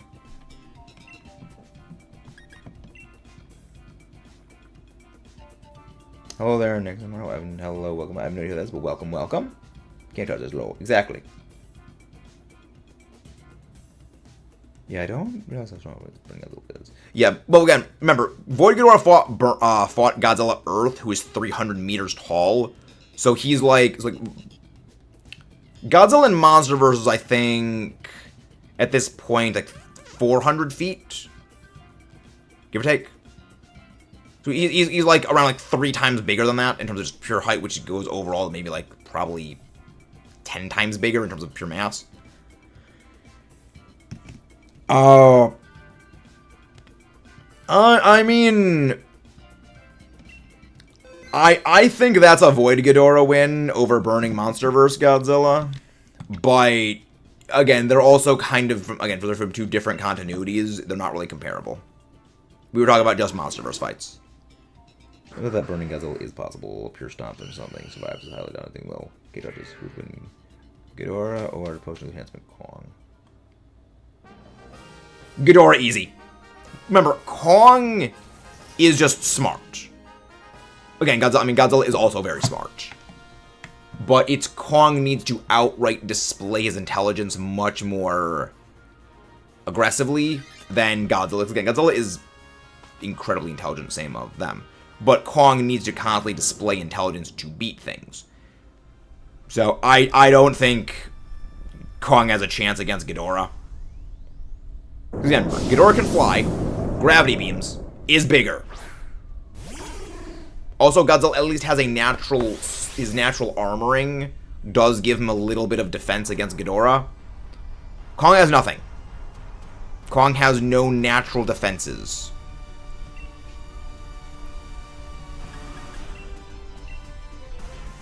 A real fair one. MV base.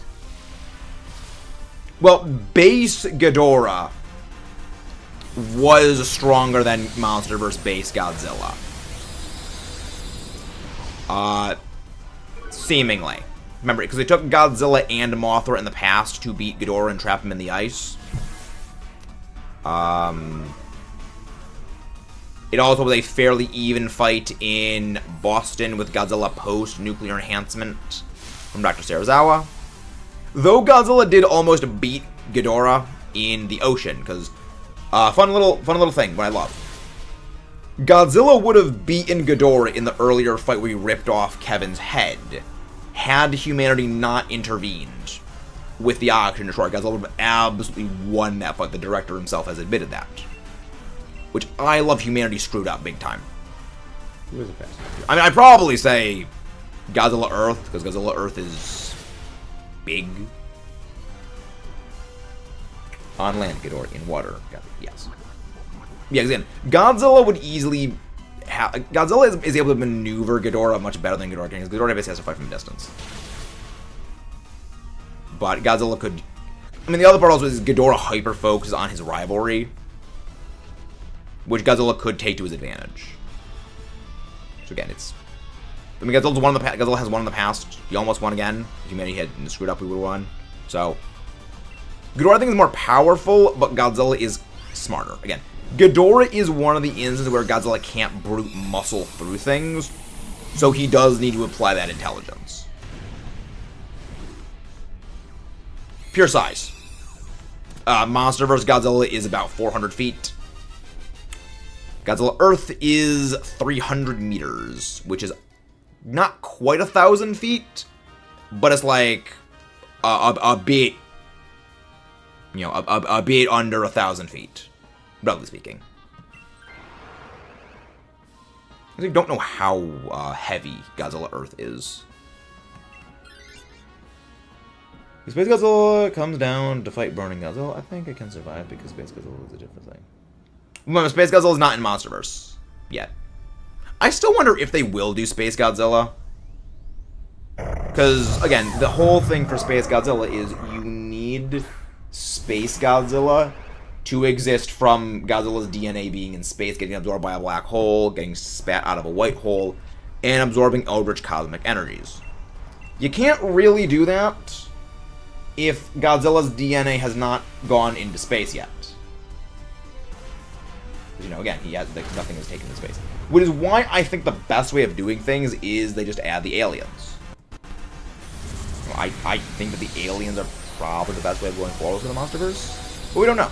It could be fun.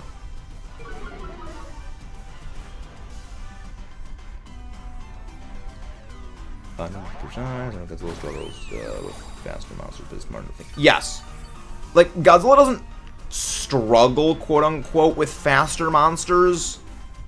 He just needs to outthink them. He just needs to learn their attack patterns, and they're over. Like the best example of this is, well, again, there's other Godzillas that have done this, but I mean, well, even in Monster, we've seen this with Tiamat. Well, Tiamat and the male Muto. Is Godzilla just needs to learn what their attack patterns are and just use his environment to his advantage. Like Tiamat.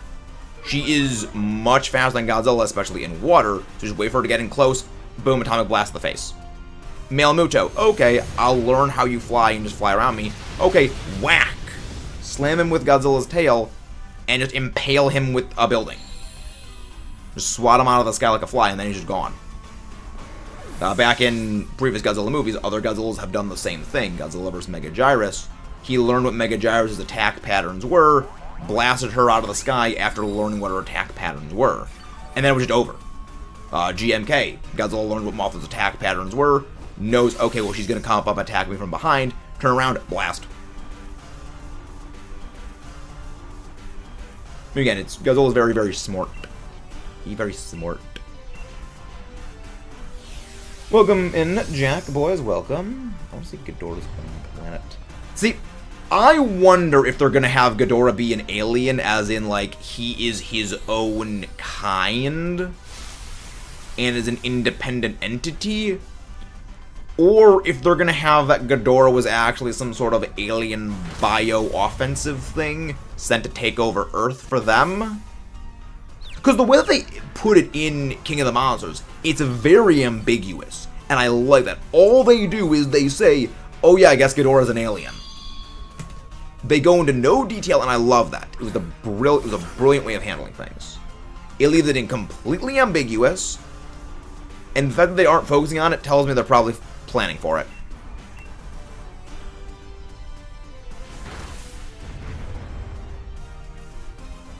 If Ghidorah is an alien, what to bring in space? Well, yeah, but again, Godzilla's flesh did not ever go into space. Because remember, in the original version of Space Godzilla, it was either Biolante's spores, or when Mothra went into space to destroy the asteroid, I believe it was Gorath, that was going to come and blow up Earth. Some of Godzilla's flesh was on Mothra's body when they went into space. And then that's how it found the black hole. Nothing quite like that has happened with the Monsterverse yet. Space Godzilla is probably a movie that will require, at the bare minimum, 1 or 2 movies to set up. Which, unfortunately, with like the 3-year timeline for present Monsterverse projects, means we're probably going to see Space Godzilla in like 10 years.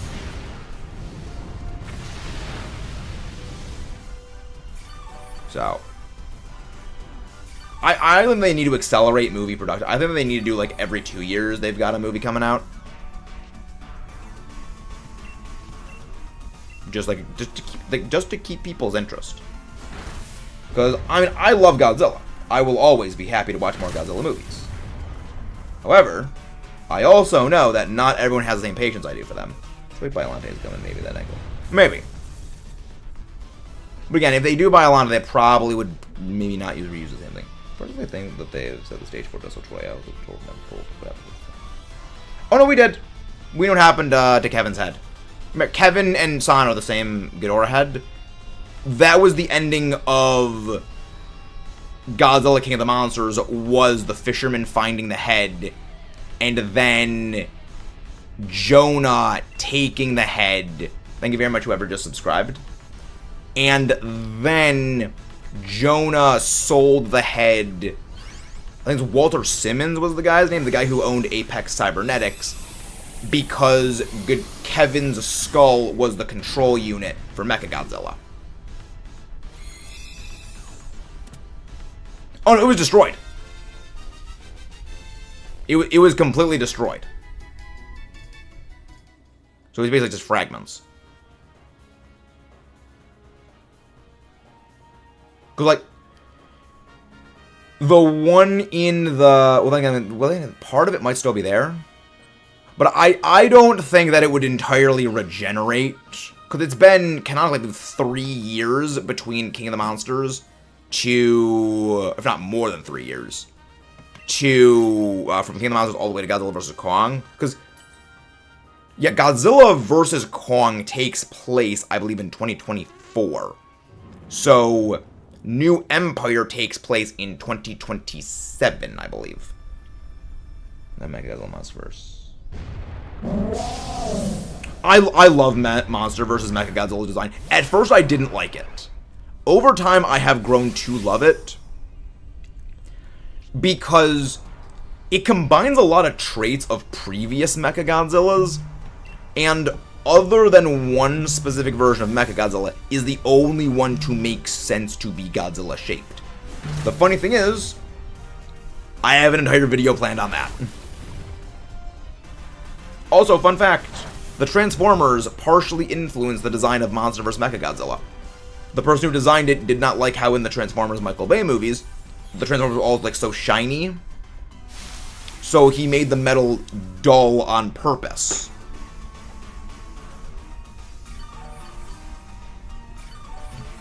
So that it wasn't all that visual noise. Hello there, Pokemon Master Go. Welcome, welcome. Thank you very much. I hope we also do reach the sub goal. Many, many thanks. After all, you guys are the ones that help make this a community. Without you, I'm just some jackwagon talking into a camera. Oh, it might be... Yes! A lot of the different versions of Mechagodzilla had various influences on this one, but it was also built from the ground up. Because, I mean, well, Mechagodzilla resembles Godzilla, obviously. There actually was a different version of Mechagodzilla that much more heavily resembled Godzilla. I like that design, but I think the one they went with was better. Because, I mean, the main thing for me was, at first, I didn't like the hands. But the more I thought about it, the more I was like, no, that makes sense. Because Mechagodzilla is not generally a melee character. He primarily attacks from range. However, this one, it makes sense because it's... Like, they're basically like the claw game grabbers. They're not meant for slashing. It's meant for grappling, holding onto something, and slamming it into things. Which is brilliant. Because, you know, Godzilla's hands aren't really good for grabbing things. But, you know, basically the claw ones, like, that actually make a lot of sense. I like that. I am back, found random shiny Pokémon. Nice! Very nice, Dragon Spiral. So if they tried to improve Godzilla, I don't think it's going to be faster better. Thinking the monsters, they didn't do well. Well, no, the thing is, Ogrepon, Godzilla is stronger than Mechagodzilla. Godzilla at less than half strength had an even fight against Mechagodzilla. If Godzilla was at full power, it would have been no contest. Hello there, Pokemon Master. Welcome, welcome. Yeah, Godzilla was more up because he swam halfway around the world, fought Kong again after drilling to the inner Earth, and then had to fight a robot. But Buddy was just tired. Also, I'll be back in a second. Have to get some more water. Hydrate, if only to outlive your enemy, is a very, very important thing. I'll leave in the very capable hands of the true brains behind the operation, the Allosaurus. Well, I mean, Duraludon is more based on a specific building in London rather than Mechagodzilla. The Mechagodzilla thing is due to the advertising just as an homage.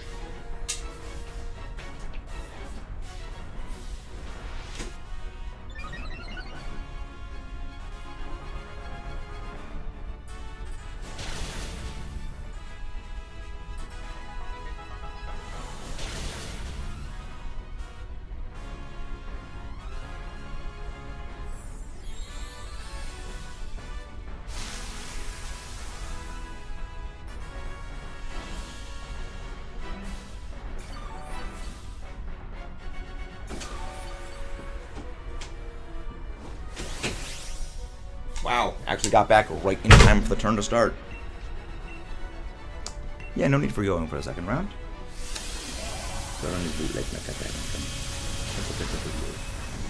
I loved the Mecha Tyranitar from the Pokestar Studios. Though they did actually make Iron Thorns very much based on that, which I freaking loved. That made me smile. That made me very, very smile. You could say Kevin had a little bit of experience. He had it a little bit. Well, the thing is, the consciousness of Mecha Godzilla is not, well, was not just Kevin. It was a combined Kevin, which is Ghidorah, because again, all three Ghidorahs, all three heads of Ghidorah all share the same intelligence. It's just their different personalities and dispositions basically give them different sensory inputs. Basically like a conversation, essentially. So it is Kevin, the programming of Mecha Godzilla, so all the subroutines, all the control systems, which is how it actually knew how to do things like the missiles and the proton scream, and Ren Serizawa's consciousness. So it was a fusion of all three of those, so it actually did fully understand how to control its mecha body. No shiny Obstagoon, no shiny Skuntank, no shiny Liepard, no shiny Latios.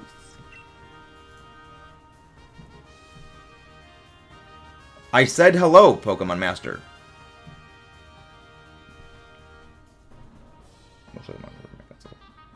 Well, I mean, I believe, well, not Monsters.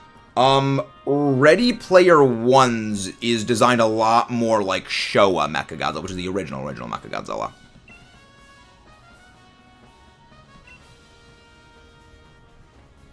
Yeah, it's got the little, you can see like the head thing. Well, then again, I mean, also Mechagodzilla 2 had the same little head thing.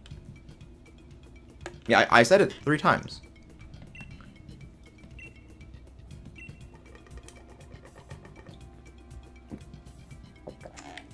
Yeah, Ready Player One's Mechagodzilla was pretty cool. I did like that design. Apparently, like, in the book, it was specifically Kiryu, but they couldn't use Kiryu for some reason. Which is funny, because I actually have a Kiryu figure. It lurks off screen most of the time.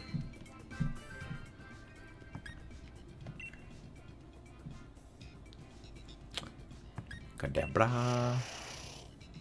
Yeah, I read the book. I don't remember. Well, I remember it's licensing reasons. Because it was after King of the Monsters that they basically got, like, the Legendary got the rights to basically use all the monsters. And they didn't have them at that point. What do you mean the reason of IMDb? What do you mean by that? I want the robot from Pokestar 2. Oh, you mean the robot Tyranitar Dragon Spiral? That's Iron Thorns. One of the Paradox Pokemon in Scarlet Violet is specifically based on that robot, the Mecha Tyranitar.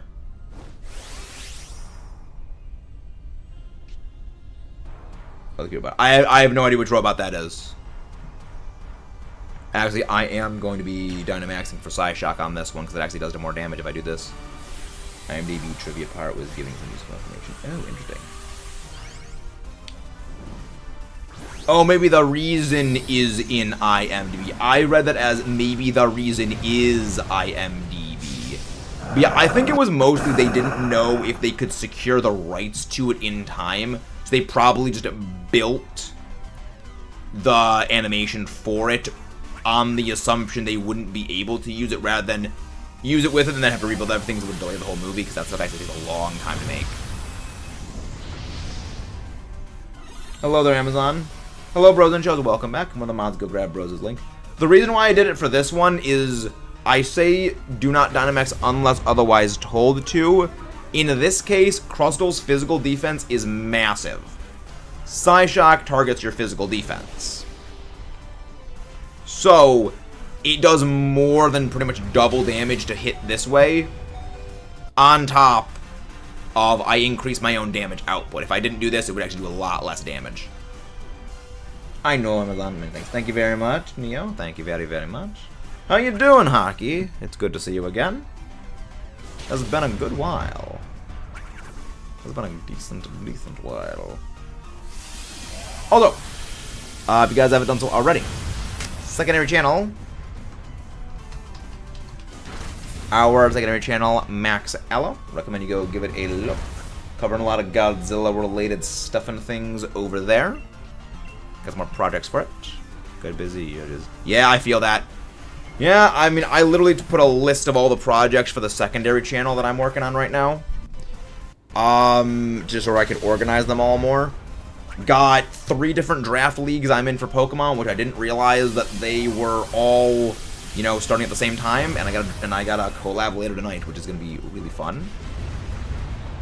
But yeah, no, we're still hitting that grind set. We still hitting that grind set mindset. I mean, busy is always good. It always keeps me doing stuff. They are, but when I'm doing 3 of them at the same time, that is a bit much. So I do indeed love me some Draft League. But it also does get a little bit overwhelming with 3 of them ongoing. I am going to switch out for those. Good, none of the NPC AI bots took this. But yeah, no, drafts are very, very fun. It's going okay. When my Godzilla appears in Ready Player 1, you hear the theme music from Godzilla 2014 in the background. After watch of that. Well, I remember something like there's like samples of it in it that they put for making the soundtrack for it. It probably isn't like too super obvious. But yeah, I love when they do stuff like that. Like apparently in -1, they use music samples from the original Godzilla vs. Mechagodzilla. Not original Godzilla vs. Mechagodzilla. Well, I think the Terror of Mechagodzilla had a few parts in it. But they had bits from Godzilla, Mothra vs. Godzilla, not Godzilla vs. Mothra, because it's... The original one was called Mothra vs. Godzilla, just like the original Kong one was King Kong vs. Godzilla. Naming's a bit weird. I did -1, but the funny thing is, I just posted the review to -1 on the second channel last week. It was up for a couple days. Oh, sorry. This actually is not allowed because we found this one clip that is duplicate correct. You can fill in the synonyms there, and the whole thing got taken down. So I'm gonna be redoing the review for the movie, but I love it. And then I'm gonna be doing a little companion video of it that is love the movie. Few things about it wasn't a big fan of. I think they could have done improvements on, and basically what those improvements to -1 are to have made it gone from like a great movie to a near flawless movie. Yeah, it wasn't a strike. It was just blocked. So I'm gonna be able to go fix that, and because broadly the new review is gonna be, yeah, the verdict is gonna be the same. Some of the talking points will be shortened up.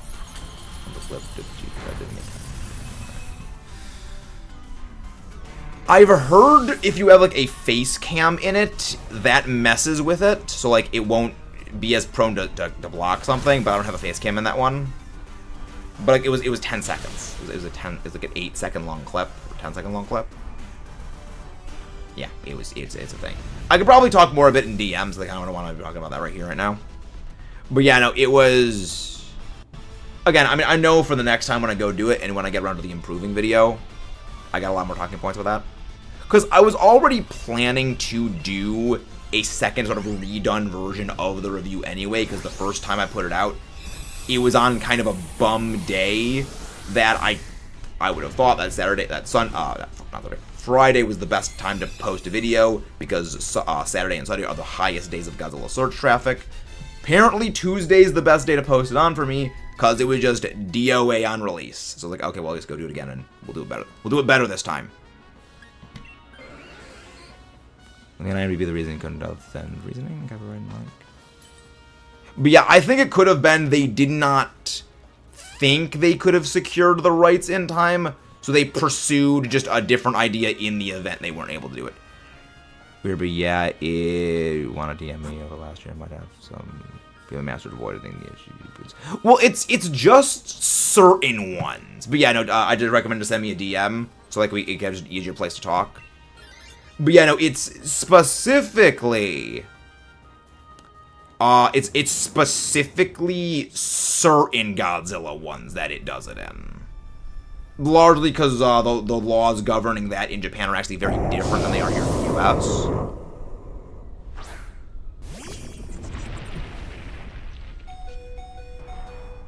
Yeah, I didn't quite think they were going to have been actually game-ended. I didn't quite think they actually were going to have been game-ended. But, because I mean, I know how movies go normally. But I was like, yeah, let's see. No copyright laws are more strict than Germany. Really?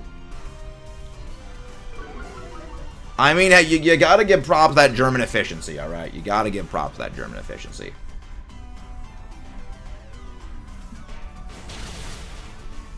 Yeah, no, it is, here's the thing. But yeah, because I learned that with Toho movies, at certain ones, you gotta cut them a certain way.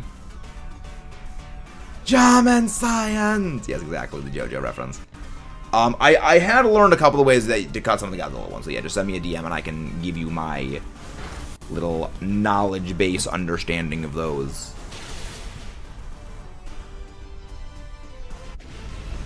But yeah, broadly, I like the movie. There are two things on it that I think could have been improved, but are not overly critical to making the movie better. As in, like, on a scale of 1 to 10, these two things, like, on my scale of rating things from 1 to 10, these two things being in the movie do not downgrade the thing by a point. So it's like, if these two things were the only problems with the movie I had, I would say the movie's a 10 out of 10. Because they're not huge. It's the third one that does, for me, make the movie go from a 10 out of 10 to a 9 out of 10. Because I do think that one thing is very important. Well, I'm writing a full book of avoid copyright material. Yeah. Always good to avoid copyright stuff. Exactly. I can DM you that because it's a lot more of a long form explanation. Again, kind of.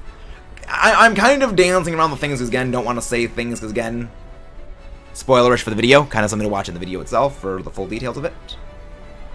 That's scary. That is scary. Shark torpedo. Yeah. You know, there's a. Yeah, no, Raw, the movie is largely flawless. Yeah, like, the movie is fantastic. Like, the thing that I love is that the writer and director of that saw Godzilla calling the New Empire, like, this movie's fun, you guys should go watch it. Love it. It's like, when the two sides of the fun Godzilla and serious Godzilla aisle can come together, it's like, yeah, both watch the other stuff, it's great. It's great. Hello there, Pro, welcome, welcome. Welcome back. We need more unfathomably based devs like that. Not devs, we need unfathomably based directors and writers like that.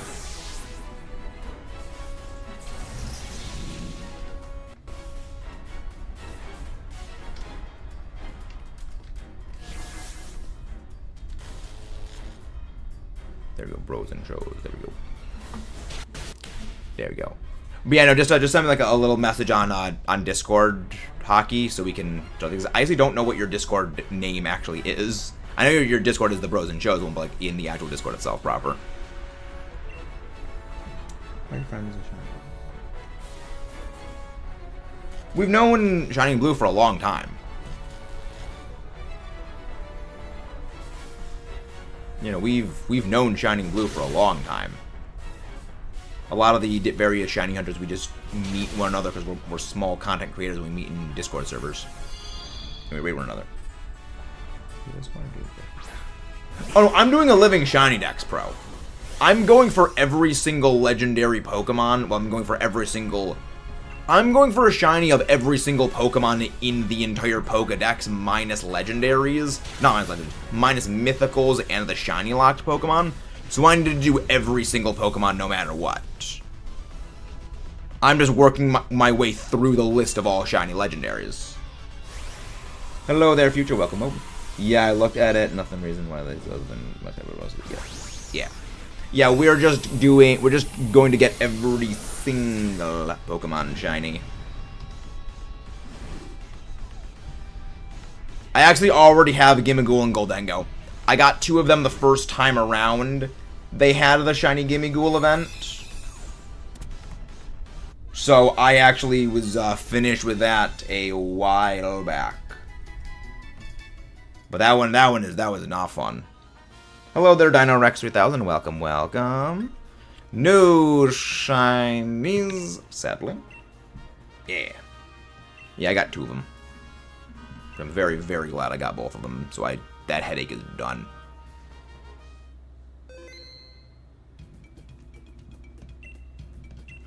Keep rect of the LATIOS. Let's see, internet. Are you gonna internet now? But yeah, I'm still dreading. I'm still dreading shiny hunting type null and a Poipole back in Ultra. The end of all things fun. I mean, to be fair, copyright exists for a good reason. Like there are valid reasons. Okay, it's exacting.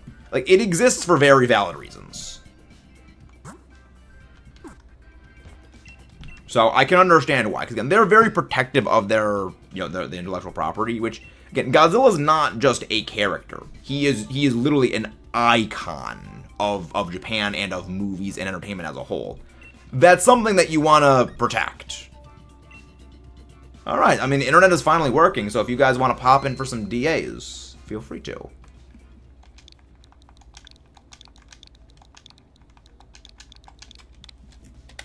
There we go. You've done me that. Hold L and R and then press start. Reset. I actually don't know what the start button on the Switch is. I know that back in the DS that was the soft reset thing. Link code is 19283746. It is directly on screen right underneath the actual game window.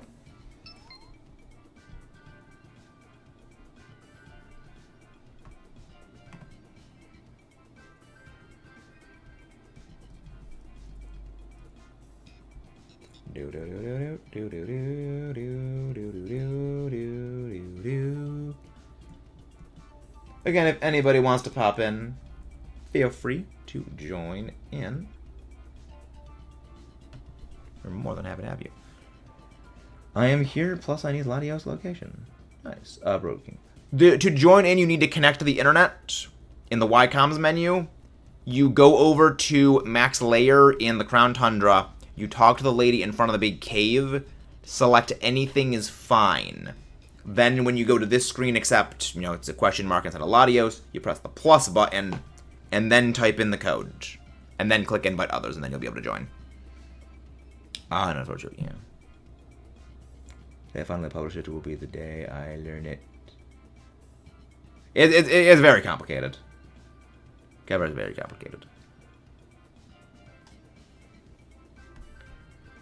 It is a very, very complicated thing. Also, if you guys are watching on mobile, don't forget to double tap the video. That'll leave a like on the stream. And subscribe for more if you haven't done so already. I actually didn't know double tapping on the thing actually gave a like if you're watching on mobile.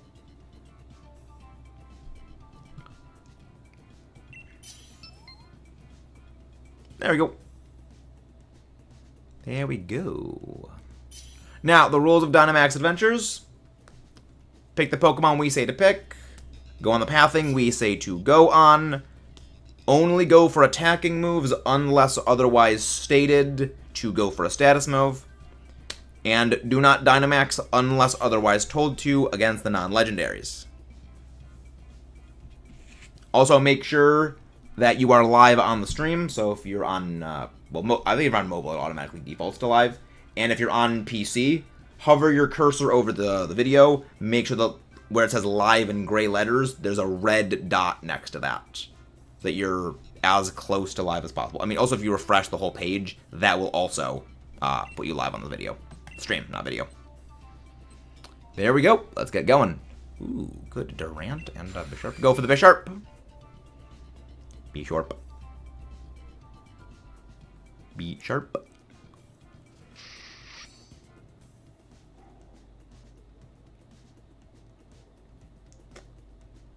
I feel like...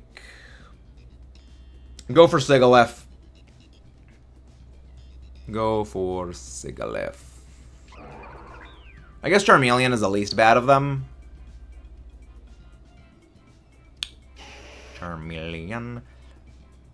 Alright, Charmeleon is like the... So, if we get something better, then we'll switch out the Sigalef. And if we get something else, but... Ooh. Okay. Glinoon. Okay, we're gonna go stick to the left side. We'll go Galarian Linoon, a fire type with Alolan Marowak, and then we're gonna go end off on a Sharpedo. All good picks. How much do these? Yes, DLC is $30 for Sword and Shield. It's a much better deal than in them just doing a Sword and Shield 2, which would have been $60. I am very, very glad that they did not do that.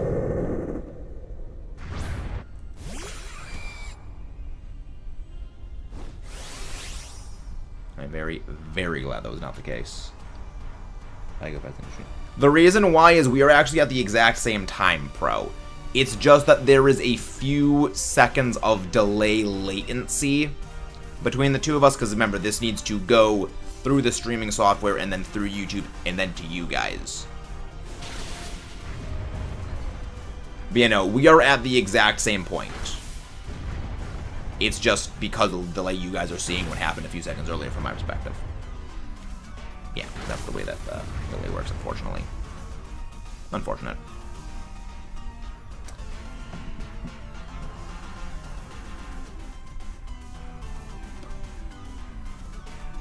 No. We switch. Actually, I think I'm gonna switch out for this thing. Because I have absolutely nothing I can do against the Alolan Marowak. In addition, I would get turbo cooked by that thing. So I will switch out for the Linoon. Then we switch out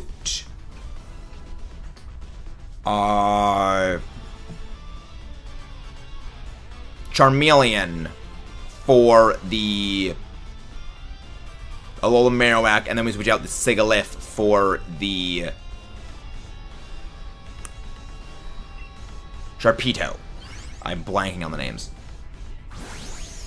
Oh, great, Godzilla made a new family. Shimble. Make another Shamage. But yeah, that's what the way we switch this. So I switch out for this. Charmeleon switches for Alolan Marowak, and Sigalef goes for Sharpedo. I love Alolan Marowak.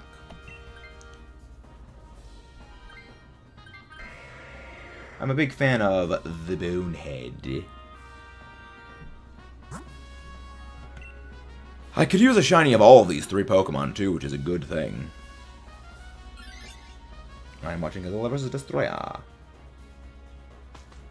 Well, not exactly, Amazon. Godzilla is a walking nuclear reactor, more or less. Is just in Godzilla vs. Destroyer, his heart, which is a nuclear reactor, is starting to break down. 4 shiny high. Oh my, that would be horrifying, because I'd only be able to take one of them. I can take only one of the shinies. I can't take all of them. From which flesh and the bone? The Bonehead. Alola is my favorite region. Alolan's a great region. Remember, do not Dynamax. Just go for good. I gotta go do something real quick. I'll be back in a second.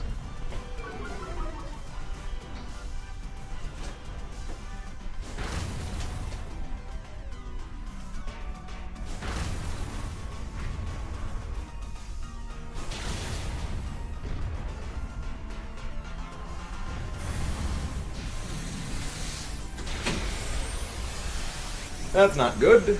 So ideally against the Latios, our Dynamax would be Alola Marowak. So that means whatever is before that in the rotation. So that means... yeah, so that means against the Sharpedo, we need to Dynamax the Sigalef. So that we can hold the Dynamax to Dynamax turn 1 in the Marowak. Yes, and then we Dynamax the Marowak against the Latios. Yes, don't worry, Sigalef will come back. Sigalef will come back after a turn. Nice slouch. They're only out for one turn, and then they're back. Everything's fine. Again, if you guys haven't done so already, don't forget to subscribe for more, and leave a like on the stream. I'm gonna shiny up Palmy. Nice. Sounds fun. You'll be fine. Don't worry, we're all fine. We're fine. We're fine. We're fine. You know, the Charmeleon is switching out for the Alola Marowak, so that means that it just replaces the health. Yeah, once you take the Alola Marowak, the Alola Marowak will be at full HP.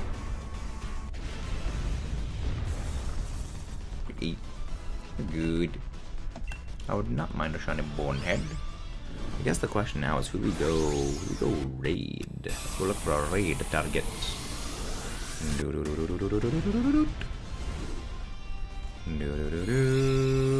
Yeah, later tonight we've got another shiny hunt that we're doing with Champion Thunder.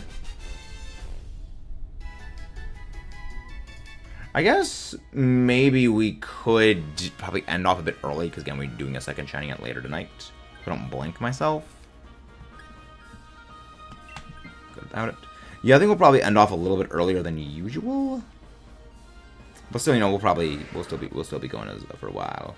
This is probably our last one, possibly. Yes. We'll do one more. Yes, we got Sharpedo. Yeah, depending on how this goes, we will determine what we do. Oh, Kels is live. Hi, Mr. Shark. I wish to claim his Marowak as a shiny and skipper. Let's go. But yes, we Dynamax the Sigalef here against the Sharpedo. Go for Flare Blitz against the Sharpedo. That is your strongest move. No, you'll be fine. Remember, you're very bulky physically. You should be able to take the hit quite well.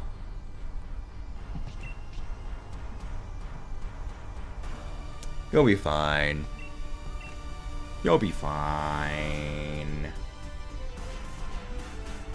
Yeah, more yeah.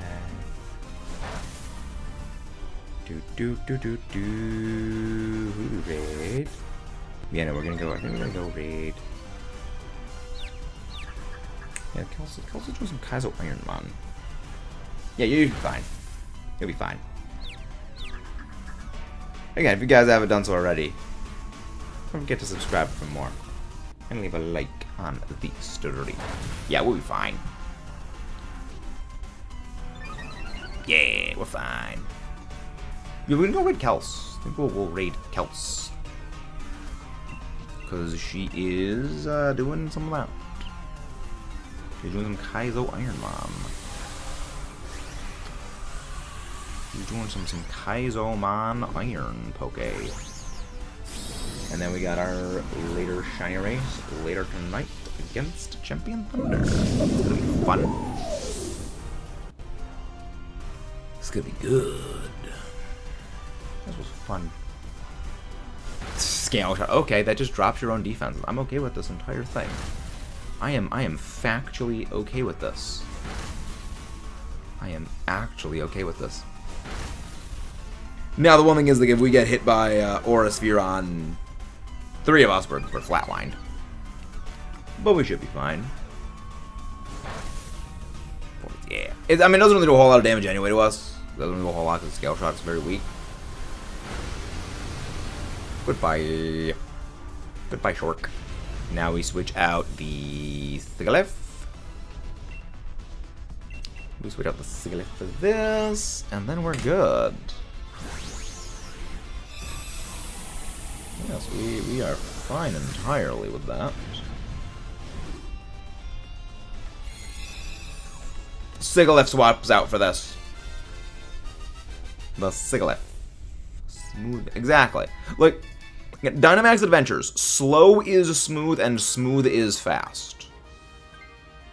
That is what Dynamax Adventures are. Slow is smooth and smooth is fast. Good berries. We're back to mostly full. We should be fine. We'll be fine.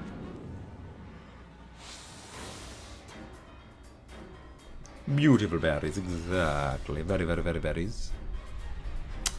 They are very needed. Hello there, Pikmin Plays. Welcome. Welcome. We schmoovin'.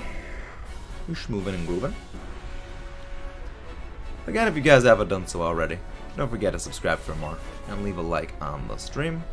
No, that's fine. Yeah, we really don't need a Dynamax anyways. But that's fine. That's fine. Yeah, the good thing is that Dragon Dance only boosts Zen Headbutt, which doesn't affect 3 of us. We're gonna beat this thing. How you doing? How you doing? Oh wait, I outsped the thing naturally? Oh, that's fun. I did not. That's fun. I did not realize that we actually would have outsped it. Yeah, we got this. Yeah, we did not even need the Dynamax at all. I was very surprised. Well, then again, I mean, Linoon is fast, so Sharpedo is not the speediest thing in the world.